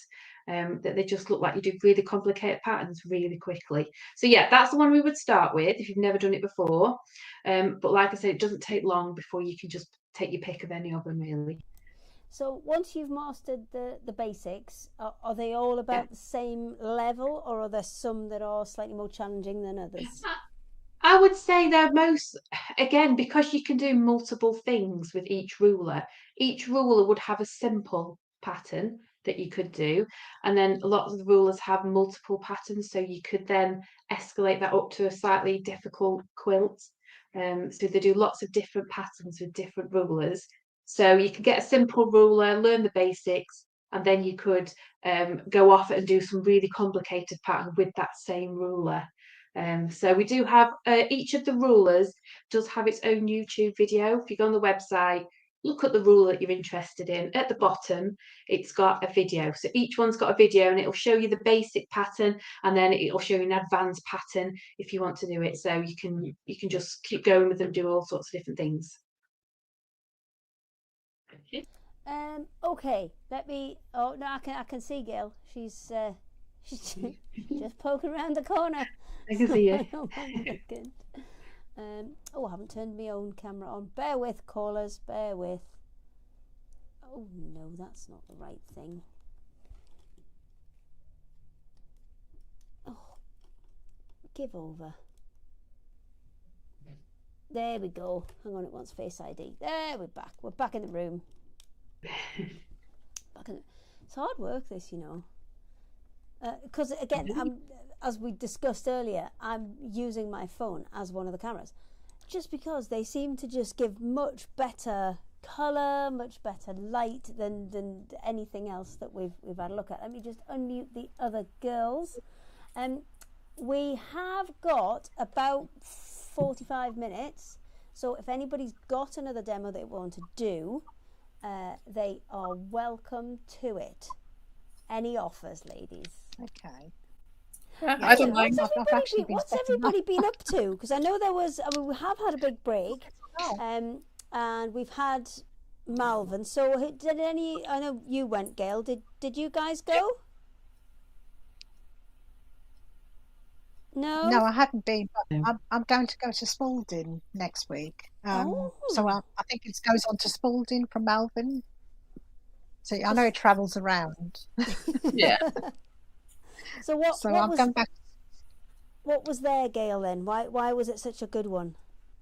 Well, it's just a bit of everything there, isn't there? So there was lovely machine embroidery, there was lovely quilting machines there, there was just so much fabric. It was unbelievable. And then loads of stands selling lovely stitcheries, and there was some sashiko, you name it, it was all there really. And the thing with Malvern is it's in beautiful surroundings, isn't it? And the sun was Yeah, shining. Ah, So well, that always helps, doesn't it? it couldn't get better really. Beautiful surroundings. It was lovely sunshine. There were some really lovely quilts there. So yeah, it was all. I saw it from a different perspective because I've only ever gone to Oh, quilt shows. I've never actually been a trader, and it was my first so show as good. being a trader. It was hard work. Oh, it is. I won't It's lie to you. absolutely brutal, and it's Yeah, it was yeah, especially yeah, when challenging. it's quite a long one, and obviously you've Mm. got a day or so to set up, and that's fine because everything is already organised in boxes, and you're taking it out and you're putting it where it should be. But then when it gets to that last, say, hour and a half, where everything starts to quieten down a bit, and Yeah. you know you've got to get in that bun fight of a queue Oh to get yeah. your car in, and you've got to get everything packed up, and you've got to try and get away and get home before it gets to midnight. Yeah. They're Yeah. So that they're that was a bit brutal. challenging. yeah, But what was nice about it, I think, Hayley, for me especially, is like this is lovely, but we're all working remotely quite a lot now, and although you do a Facebook Live and things, and you communicate with people, you haven't actually got face-to-face interaction with people. So to actually see people and then come Yeah, up and say, "Oh, I follow you," or "I've bought your kit and I'm really enjoying making it," and stuff like that was really good. And what people don't realize is we rely on them as much as they rely on us, for that definitely. feedback and interaction. So that was quite important to me, that Yeah, side of it was for me because I had such good feedback as well from people. Like, if you do this in your kits, and can we have some of this? And it was lovely, and it was just nice to meet the people. You see it on the envelope when you post out your orders, but it's yeah. nice to meet that person. Yeah, yeah, It was exactly. And to like reassure each other as well that you're doing the right thing, the people can understand your patterns, and they can make the things easily, and then they offer you suggestions on what you could do next. And yeah, so all that was really, really positive. The loading and unloading a van, oh, yeah, not great. But I was lucky I was on a stand with White Gecko, so I had the support of the girls with me. oh, they're pros, man. oh, Oh, I know. They knew exactly what they were doing while I was Yeah. floundering around. So, Oh so, yeah, so they've got it sussed. There's one of them who just packs boxes, and then all you do is you're kind of, because I've done stands on my own, and you just see them flying past, back and forth with just yeah, trolleys full of stuff, and they're out of exactly. there. And And you're those, still standing there just putting stuff in boxes. and amazingly, they find plenty of time to shop as well. So I was quite impressed at their shopping skills, because despite having a stand themselves, they do know how to shop. So, Yes, and yes, there they was do. there was lots of loveliness. I mean, it doesn't get better, does there? We were surrounded by fabric, sewing, cake, and the sun was shining. So yeah, that fab. Because the last one I did with them, because I don't do many. I again, it's just too much, and a lot of my the people who work with me, they've all got kids, so it's not always people that are available to kind of spend 4 days in the sunny Birmingham. So there's not many that I do anymore. The one we did last year was in Newcastle, and that was mainly because we just opened the little shop on the front of our building. We thought, oh well, that makes sense because it's local to the people that we're talking to, and that was lovely. Apart from I went out with the White Gecko girls on it was the Friday night or the Saturday night. Yeah, there was hangovers. You had a little drinky, did you? Just a little drinky. Yes, just a little one. Just a little Yeah. one. So Vikki, you're very quiet in the corner there. Do you still do any? Because I mean, and you used to. I mean, it was literally there was no show without Punch, and there was always Yeah. Shirley and Bruce. Do you guys still do them, and can people see you demonstrating these? Yeah.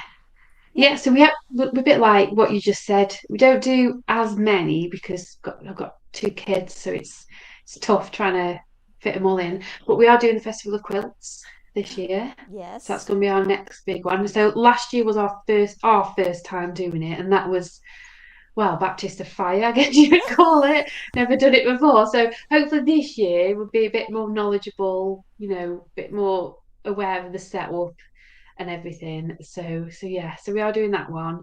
But that falls in the summer holidays, which is not ideal, but we're still doing it. We're still going to go for it. So yeah, come over. I'll show you. It's easier to show you in person than over the computer how to do everything. So yeah, I'll be doing live demos all day, every day, basically.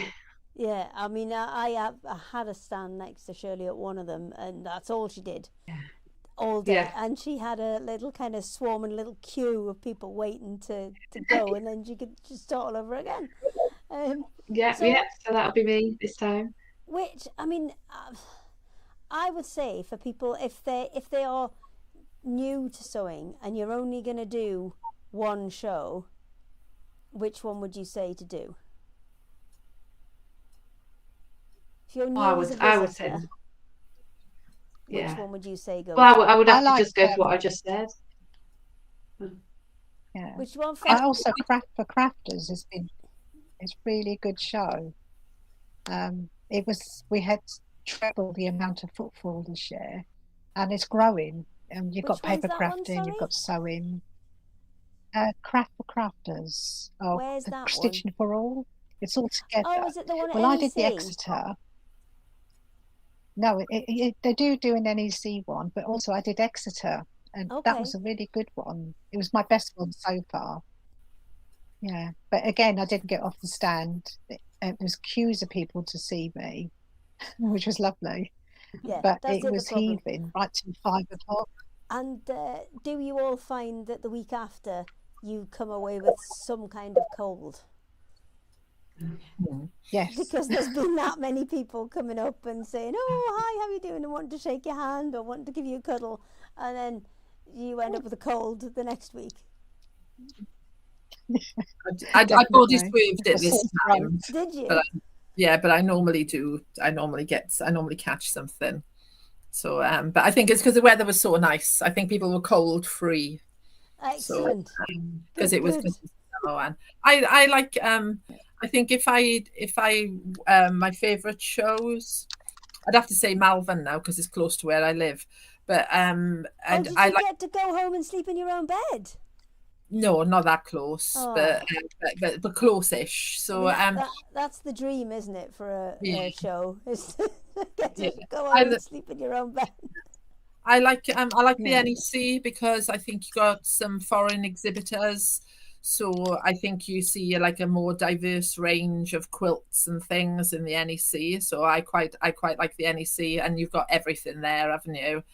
If you like stitchery and knitting and everything, then I think Ali Pali is the one. But it depends really. I mean, my advice is go to one that's local because then you haven't got to spend all day traveling. Just get out. Go to one. I think the other important thing as well is if people don't support these shows anymore, there is going to be a tendency, a bit like shops, they're just going to disappear. Yeah. So I think all of us need to actually get out sometimes and not just rely on the internet, because there is nothing like touching and feeling and seeing craft stuff, firsthand. And I think if we're not out there doing that, then eventually there'll be nothing left for us to go and look at. Yeah, and I mean that's a lot of it is, if you are starting out, if you just put yourself online, there's so much competition that you're unlikely to get found. It's, being seen at one of these shows and that kind of thing that really kind of kicks you off. Yeah, and yeah, you've got to support the shows, which then turn support the new businesses, which then in turn, you know, it goes on.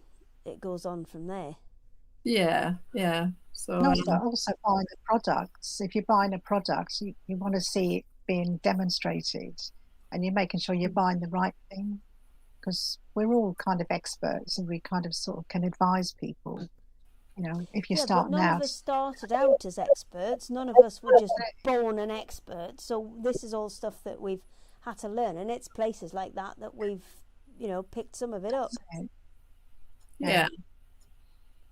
Yeah, so I think they're really important, the shows, you know. So I think it's good if you can support them, and yeah, and just go local, you know, if you can, because the traveling is the killer. Well, actually, the NEC, the cost of parking your bloody car is the killer. I know. Why? Sometimes it's more than your ticket. It's mad. It's just wrong. It's just wrong. I have got like a little bit of resentment about the car parking cost at the NEC. But Is anyway, anybody either exhibiting at? So somebody said they're at Festival Quilts. Vikki did.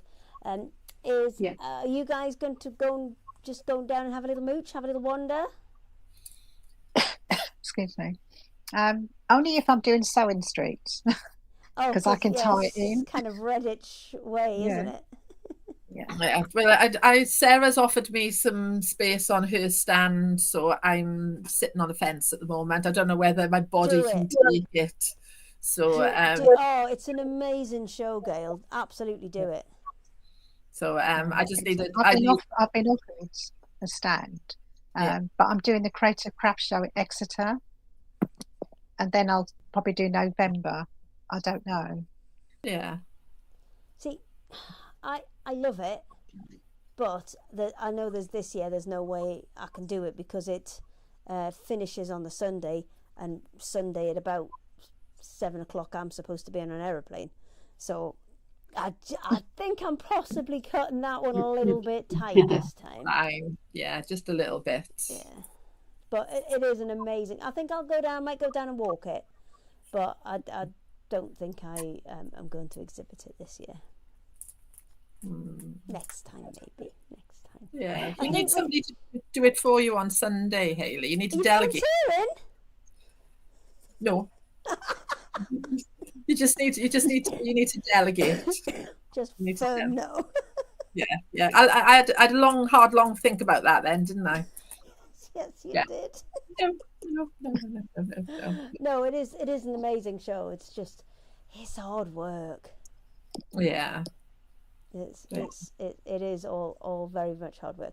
Right, we've got about half an hour. So has anybody got a little teeny tiny demo, or maybe some just tips and tricks that they want to show people? Oh, there you go. See, Maria's ready. Splendid. I shall let you go first. Okay. Then I do need to let people know that I have fixed that thing that was on our website that wasn't giving you the discount on the pre-cuts. So I'll let Maria go first, and then I'll do that. And then has anybody else got a little tips and tricks they'd like to join in with? We'll let Maria go first, and we'll work it out while Maria's going. How's that? I can do a little Right, Maria, it's over to you. Okay. I just wanted to say that the Celtic Jewels kit is actually only $12.99 on my website at the moment. Right. That's a lovely little project if you're beginning. But I also will be doing the freebie, which is actually the stamp set that goes with it. So even though it's printed on your fabric for you to do the kits, I'm actually going to give you this for free, which is worth $8.99. So there's a little deal, but I put it on as $12.99 as the kits is on offer, and you'll get this sent with it for free. So that's a little deal.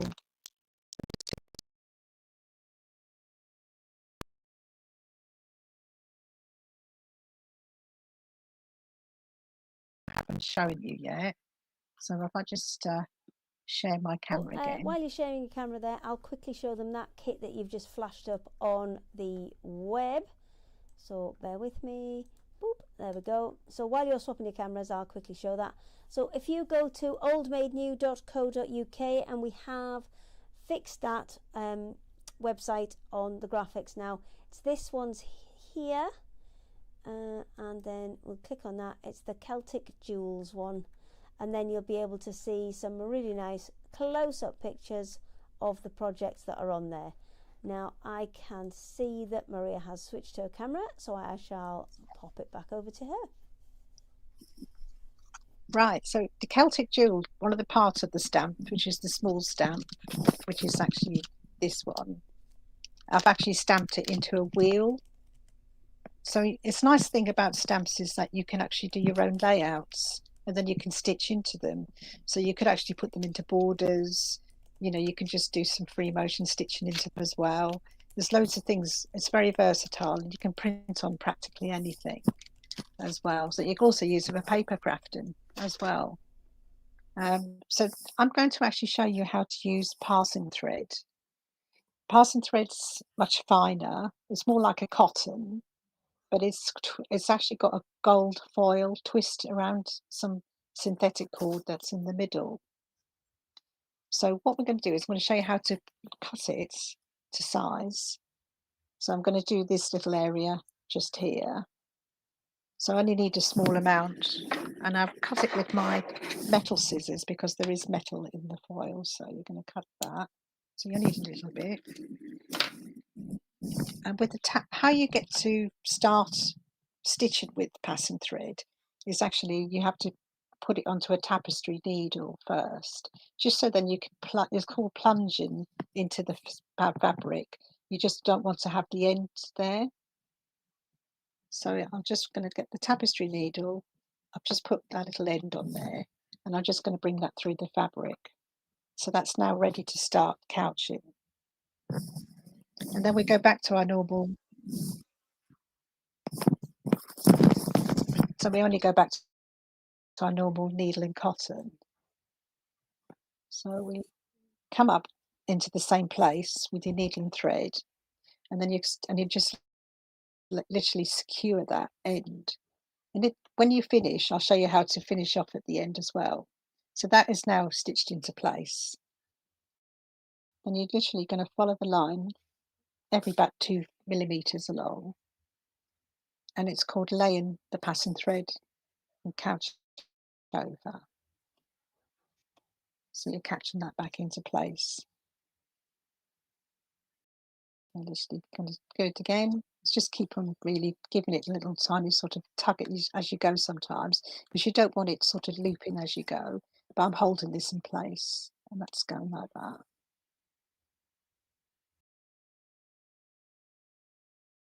So this is couching, passing thread. Again, on my website, I have actually got loads and loads of different colours of passing thread. You can just buy it in every colour you want. You can do gold and silver. I have a purple. There's a black with a lovely green twist as well. So you can sort of like just try and get this not to so tangle up too much, but there you go. So that's how you lay passing thread onto your lines. And again, it's an edging, but you can actually double it as well. So if I get to the end of this point, I can turn it back on myself and then just go back, so you can actually fill up the area with the thread as well. So we'll just get to that end there. Last stitch to that point.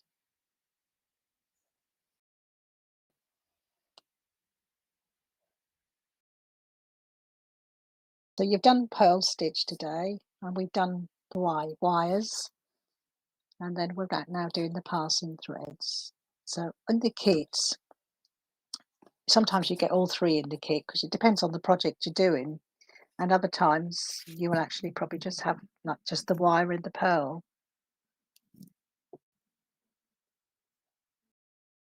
So that's now gone around that corner. It's just going to couch stitch to that end there.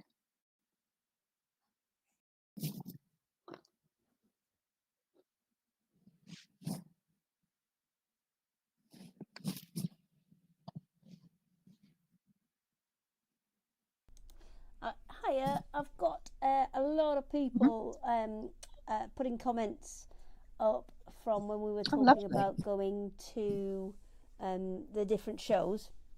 So there's lots of lovely comments pinging in. Sarah Jane says she met a couple of people earlier in the year from a local sewing show. She met Julia from Crosspatch and Sarah from White Gecko, who are both lovely humans, both as lovely in person as they were on screen. And then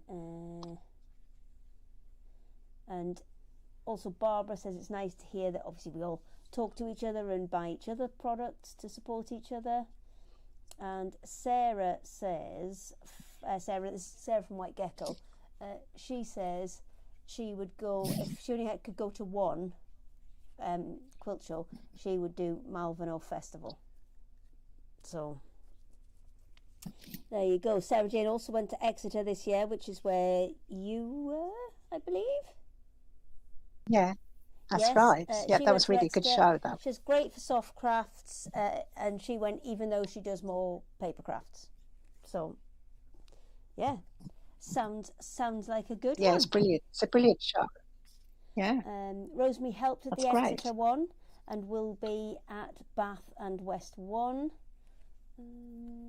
Lots of people saying they Yeah, I was going to go to do that one prefer as to well. see the bits and pieces in person as well, so you can ask questions and make sure it's right before you spend your money. Liz saying she's been sewing for 50 years, has a huge stash, but when she goes to a show she always finds a new company, and she recommends go by train to the NEC because it's cheaper than the petrol and the parking. It's true. Oh, is that all? Okay, so basically on the kits. Oh, sorry. I So just the wanted ones- to just finish this off and just say yeah, no problem, go for it. that is, yeah, that was just the gold parson thread that we've had all the way round. That is exactly what I've just been showing you. And then today you've seen chip in, so that's filling that in, and that's it really. Perfect. That's the three methods. I'll switch is it that back. the same stencil, same stamp, sorry, as you've got on that design that you've got on screen, or you had on screen a second ago, as you've done on the kind of brooch and That's right. earrings? Right, okay. So you can make multiple different things with it. That's absolutely brilliant. Right, let me go and grab everybody. That is exactly it. Yeah, it's the Right, so I've got a lot of comments. yeah, you'll get that about- free with the Oh, brilliant. That's fantastic. And we've got a lot of comments about shows. Sarah Wrightson says, Gail, that would be amazing if you did the Festival of Quilts. Lots of people going on a coach trips to the NEC to do Festival Quilts. And lots of people saying, Gail, you must go to the Festival of Quilts. Sarah Kia Smith chipping in saying, yes. Basically encouraging people to tell you to go. I'm just going to look under there because there's another one. Josie says, hi Gail, I see you have yours up like mine. My family call them space buns, so apparently today you have space buns. Sorry, I'm just going to look under there again so I can see the other ones. Oh no, I've scrolled too fast. I've lost everybody. Where are we? Yeah, just loads and loads of people saying, yeah, absolutely, get cracking and kind of get your tail to the Festival of Quilts is what is mostly there. And also Sarah says she prefers, I think this is referring to both yours and Maria's, Gail, she prefers when the designs are printed on the fabric because sometimes she finds the patterns difficult to follow. So there you go. And another Sarah, everybody's Sarah today, just following up because she had a Sewing Street order that's gone awry, and she was just seeing if I could sort it. But I think, as most people will know, if you've bought it through Sewing Street, you need to go back to Sewing Street. They probably will, yes, eventually come back to me, but because I don't have access to the systems that they have, And plus, when we used to do Create and Craft, we used to be able to get access to a lot more information to be able to help with things. But with Sewing Street, we just haven't got the information. So you do need to go back to Sewing Street first, then they'll send me the information that I need to be able to sort it out from my end. But yes, absolutely, we will sort it. So, Gail, you gave me a thumbs up for a little extra, maybe just a little tips and techniques one. Oh, do you know what? What? It would help if I unmuted everybody, wouldn't it? What a wally. Have you got a little tips and techniques with your space buns? Maybe not actually tips for making space buns, maybe just for maybe sewing based things. Yeah, so I have got a little tip. I'm just following on from you with Sewing Street as well, because I know lots of people buy off Sewing Street. They are lovely, but their customer service is a bit slow, shall we say. Yes, that's polite. I like it. Yeah, so I have noticed that when the odd order has gone missing, thanks to Royal Mail or whoever else is sending it out, it takes them a long time to come back to you to tell you that it's missing. And I find that a little bit disappointing because people see it as a reflection on us, but it just takes them forever. And then when you respond to them, it does take them a long time just even to respond to us. So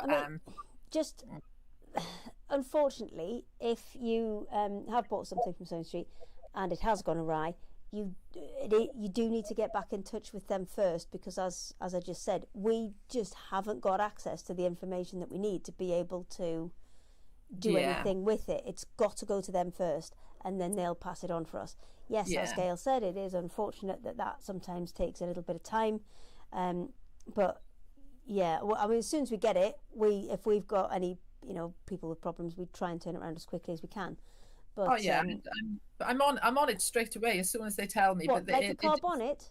Yes, but it does take a long time, and I think that's a bit of a shame. I have fed back to them, so whether they'll ever sort it or not, I don't know. But I do now, Hayley. I put a little slip in with mine, and I go, if you've got any problems with your order, contact me.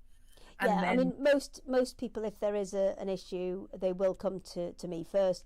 If I can sort it, I will. But 9 times out of 10, especially if it's one of the Yodel deliveries, which are kind of assigned by Sewing Street, then unfortunately it's got to go. Because, for example, we had a lady contact us this week where Yodel have attempted to deliver 3 times, and it's gone back to their depot now. Now, I can't do anything about that because I'm not that Yodel account holder. So it has to go through Sewing Street. But we'll try and get it fixed. Yeah. Okay then. Right. So moving on, I'm just going to move to my camera. So I thought what I would do was I'd just give you a quick couple of little hints and tips on the Beach Hut cushion. Okay, so I've got a little kit, as I explained earlier, which gives you the pattern. The pattern is available as a pattern only, but you can get the pattern with the acrylic template and the embellishments. So I just want to quickly mention the reasoning behind getting acrylic templates.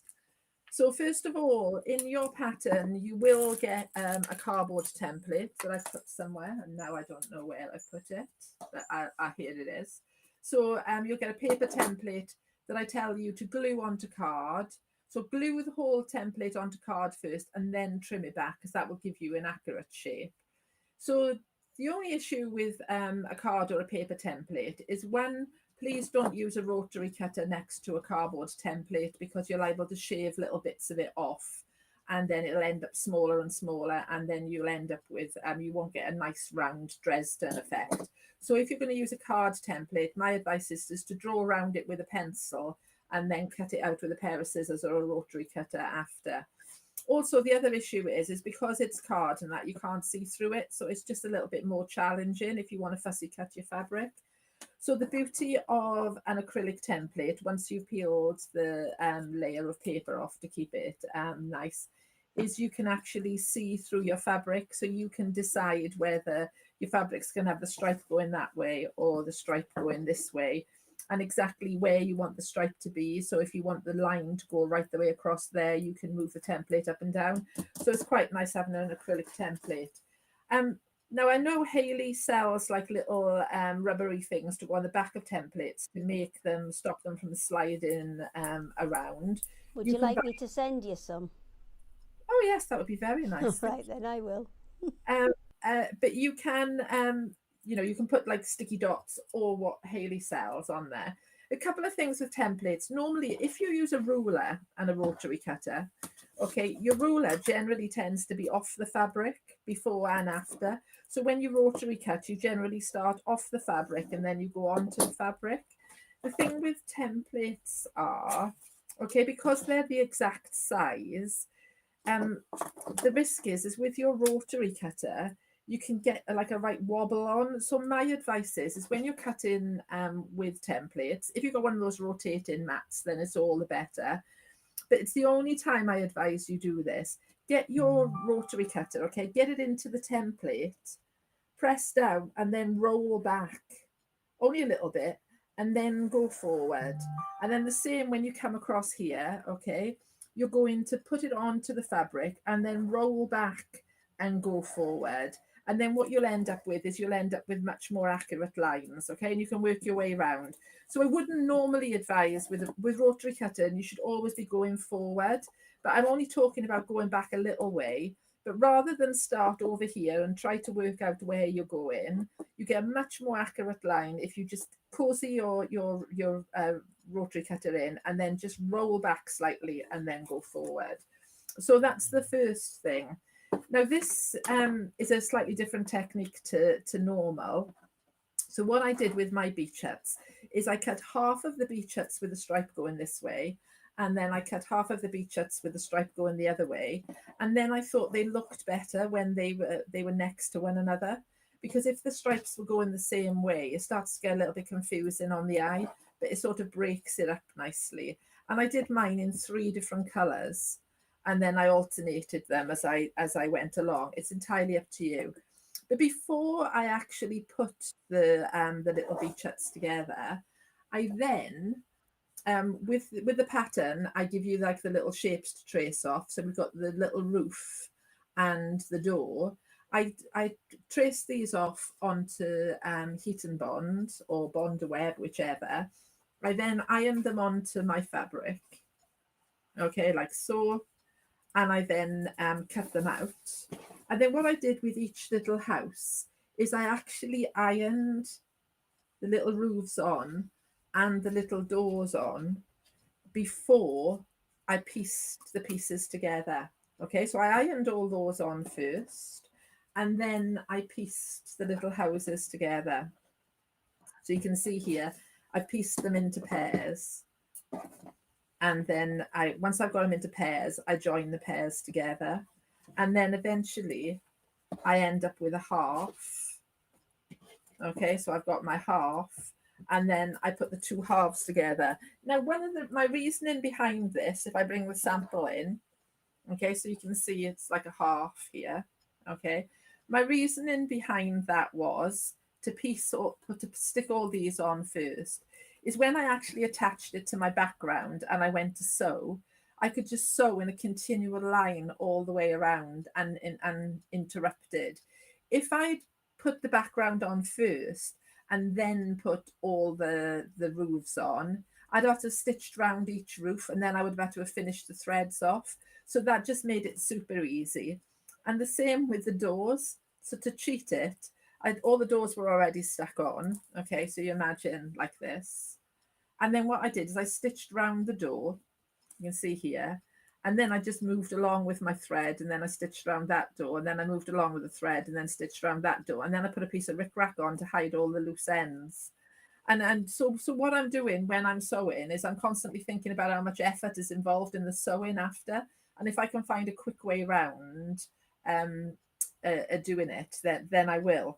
And also another thing in this cushion as well, you'll see I actually quilted the whole background first. So if we look into the central piece and that, it just makes it easier. So I quilted the whole background and then I popped the applique on. And then by doing that, I didn't have to worry about where I stopped and started when I quilted. So so if you've got those lovely pars rulers and that, you could quilt your whole panel with beautiful feathers and all manner of things, and then just pop your applique on later. If you read all the books on how to quilt, they'll tell you you shouldn't do that. But I'm telling you, we're adults and we can do whatever we want. So so that's what I do. And then I second that. There's a lot of books that will tell you things, the ways you should be doing it and shouldn't be doing it. I think if it works for you and you get your results, then do whatever you like. You're a grown up, you can make the decision. Exactly. And also, if you were trying to win a quilt competition, or if you're doing other stuff, then it is important. But we're just having fun here, aren't we? I still think that's nice enough to win a competition. Oh, thank you, Hayley. That's really kind. And welcome.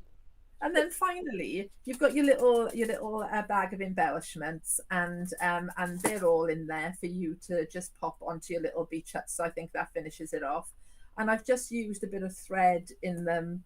I thought just like an accent, so it looks like rope and whatever on the little embellishments, and then that adds to it. So yeah, so that was just a little 2-minute thing. And I'm just going to share one other thing with you as I just turn the camera over. And just wheel your way in. What's this? What's this? What's this? Oh, and there he is. So while I was trying to demo, somebody was pestering me, and that's little brown ball being very annoying. Oh, look, and there's another one. There's another one in the picture as well. So we've got lots of dogs in the pictures. Hang on, let me just switch it back. There you go. Everybody with all of the pets. With pets. So I was trying to demo the beach hut then, and I had somebody nudging my leg, going, pay me attention, Mum. Why don't you? You've got quite a few whippets, though, haven't you? Yeah, I've got three. I will post an image on the internet. This morning there was 10 of them. So I was in a field with somebody else, and we had 10 whippets running around, which was really good fun. So sounds very chaotic. It was chaotic, to say the least. Vikki, have you got any A, pets you'd like to share, or B, demos you'd like to do? We'll have either. Yeah, I don't have any pets, I'm afraid. They're getting louder and louder in the background, so if you can hear them. Have you got that's what it is. 2-minute tip one for us? Yeah, Let me just pass it over to you, and then when we come back, we'll. I was just going to show. I was just busy doing.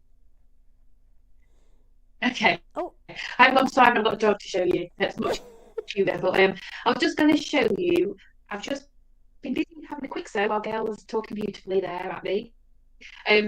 Just to show you what I was talking about with the rulers. So I've got this is in our starter kit, our vine ruler, which you can probably see the classic vine pattern quite clearly edged on there. It looks a bit like a fish. I've done that here, and just next door to it. Let me see if I can get my finger. Next door to it, I've done beautiful. You can see that little beautiful flower there. Done, and I've done that with the same ruler, that vine ruler. So that's what I was talking about, how you can build your patterns up. So is that a good ruler that you suggest to somebody as their kind of second purchase? So if they go for the they're just starting out, they go for the straight ruler as their first one. I've got the 4 rulers. Yeah, so I've got these are the 4 rulers that are in the big starter kit. Now these 4 rulers I will add into the secret sewing section on the website. I'll add the starter kit in because it's not in there at the minute. So what I'll do, I'll add those in. Oh, your microphone has gone very, very crackly. I did put a request in to switch it to another one, but I don't know if it's gone through. Let's have a look. Nope, I think it's just gone very, very crackly all of a sudden. I'm not entirely sure why, but hopefully we caught that. I think the gist of that is there's 4 rulers. They're a great starter pack one, and you're going to add it into the Secret Sewing Club section on your website. And don't forget that there is code secret, just secret, no extra bit. So as soon as Code secret, and that will give you extra 10% off. Yeah, so just showing you the difference. Just the last little tiny bit. Got our circle ruler, just going to put a standard circle there. Okay? And then I've done this beautiful floral pattern with circle ruler. So it's just to make it simple that we can build things up and do sort of patterns that maybe ruler. You know, you miss everything you can do is also firework formal sort of shapes. So that, yes, quite an example of how you can do different things with the same rollers. So I'll happily say these ones in, and then people can have a look at all the patterns, the YouTube videos, and everything, and then get started. That's great. Unfortunately, Vikki, your microphone's just gone absolutely haywire, and it's just incredibly crackly at the minute. So I am going to bring it to everybody else, because we have oh, Maria, we didn't meet your dog, because we've met Gail's. Oh, is it run off again now? Hang on, is it off?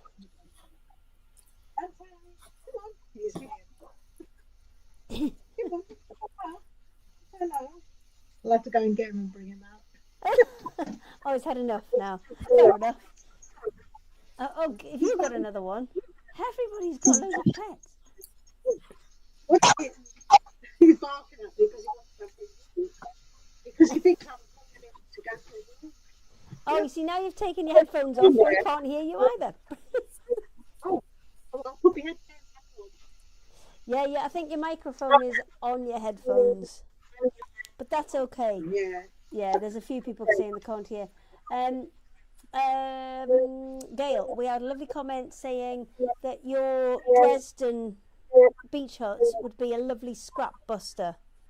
Or too nice and too big to put in the bin, because you're like, oh, I could do something with that, but then too small to actually do anything with. So. Exactly, and you could just make little beach huts, I think. Yeah, I mean, it could be something like you've got 3 or 4 bits left from a charm pack or something. And use up those within there. Yeah, and you know what a Dresden is like, so you could just do a half circle, or you could just do like a little corners as well, couldn't you? Yeah. And I think if you just made the little beach huts, you could just fasten them and do them as bunting. And it doesn't even have to be beach huts, does it? You've got that house shape now, so you could make those into little cottages and put little roses around the doors. You could, make them into anything. Haunted houses.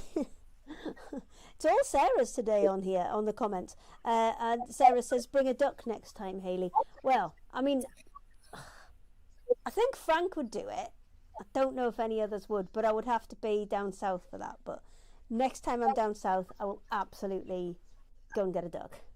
Yeah. Go and get a duck for the last few minutes. There are people asking, where's Frank? I mean, she's not here. She lives down south. And at the minute, we're up north. Matt and his friend have come up for the weekend, for the bank holiday weekend. And I've at least 4 hours a day they're not here, which is great, because they either go and play golf, or they went out on a boat yesterday fishing, and they've gone to play golf again today. So I get it's great, I get about 4 hours apiece every day. You're not playing golf then, Hayley? I'm good for about 9 holes, and then I get bored. Yeah. Yeah, it's enough. You don't need to do the whole lot. 18's too many. Yeah. 9's enough. So yeah, I do. And actually, I do have golf clubs, but he didn't bring them with him. It's as if he didn't want me to come. But we did go and play pitch and putt. Not yesterday, the day before.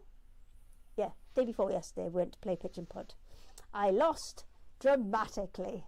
It's okay. Had a lovely time to myself. I don't mind losing. It's absolutely fine. You're winning at life, though, aren't you? You're winning at life. Well, sort of. I've got my pyjama bottoms on and I'm sitting here at 5 o'clock in the afternoon. So make your own judgments on that one. Well, because we'd been to work and we'd been, we've got borrowed a mini tower of scaffolding from somebody to try and do something with the kind of hall and stairs, because it's the only bit we haven't been able to finish because we needed some extra ladders and stuff. So I was up there kind of cleaning the walls off before we paint them tomorrow. And I had this pair of leggings on and they were so dusty and horrible. I thought, quick, I've got to get changed. So I was just like, right, pajama bottoms, that'll do. But I figured nobody's going to see the bottom half of me, so it's fine. Yeah. I think I mean, any number of things could be going on in the bottom halves of these people. You would never know. Exactly. It's probably... See, Vikki here, she could have clown shoes on under there. You'd never know. Maria here. Oh no, we've seen you stand up. See, you're all right. I think you're just proving you have actually got you got slipper. Oh, see, jazzy leggings, absolutely fine. Gail, tracksuit bottoms, pajama bottoms. Just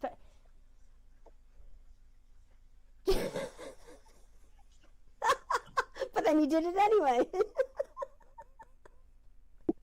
Oh dear. Right, I think on that note, we may leave it there for this week. I'm just going to double check who's on next week because I did have the list up a second ago. We have South Thimblewood. They've got lovely kind of little twiddly kits. We have Sarah at White Gecko, and we have Sue from Design and Sew, Sue Peck. That's it. I knew her surname somewhere. So I'm going to say thank you to all my lovely guests. Thank you and goodbye. And don't forget, obviously, with Secret Sewing Club. Oh, I've still got it on Maria. There we go. With Secret Sewing Club, if you've seen anything that you liked today, you do need to buy it directly through these guys kind of here. So for Gail, you go to Endless Thread. Is it Endless Thread Designs? It is designer. Oh, see, I'm always wanting to put extra S on yours. Yeah, no, I thought I was extra design. So yours is endlessthreaddesign.com. Then you've got Vikki at parsfreemotionrulers.com, which will give you all those beautiful templates. You can do all those excellent designs. And then remember, Marie. Oh, hang on, gotta go back one as well. So Pars. You also have the code SECRET, which will give you an extra 10% off. And Maria is oldmaidnew.co.uk. That's changed from .com, so remember to check that out as well. And there are some extra special Secret Sewing Club deals on there as well. So do go and check all of these guys out, websites out. If you are on Facebook or YouTube, all of their websites are within the description of the live, so you'll be able to find them all there as well. That does mean I might have to go back and check that for you, Maria, and next time tell me when you change your website. Because then I don't have to hurriedly change things as we go. But it is all good. It is all good. So thank you very much, guys. Thank you guys at home for joining us, and we're back in 2 weeks' time, so not next week, the week after, with So Thimblewood, White Gecko and Super Design and Sew.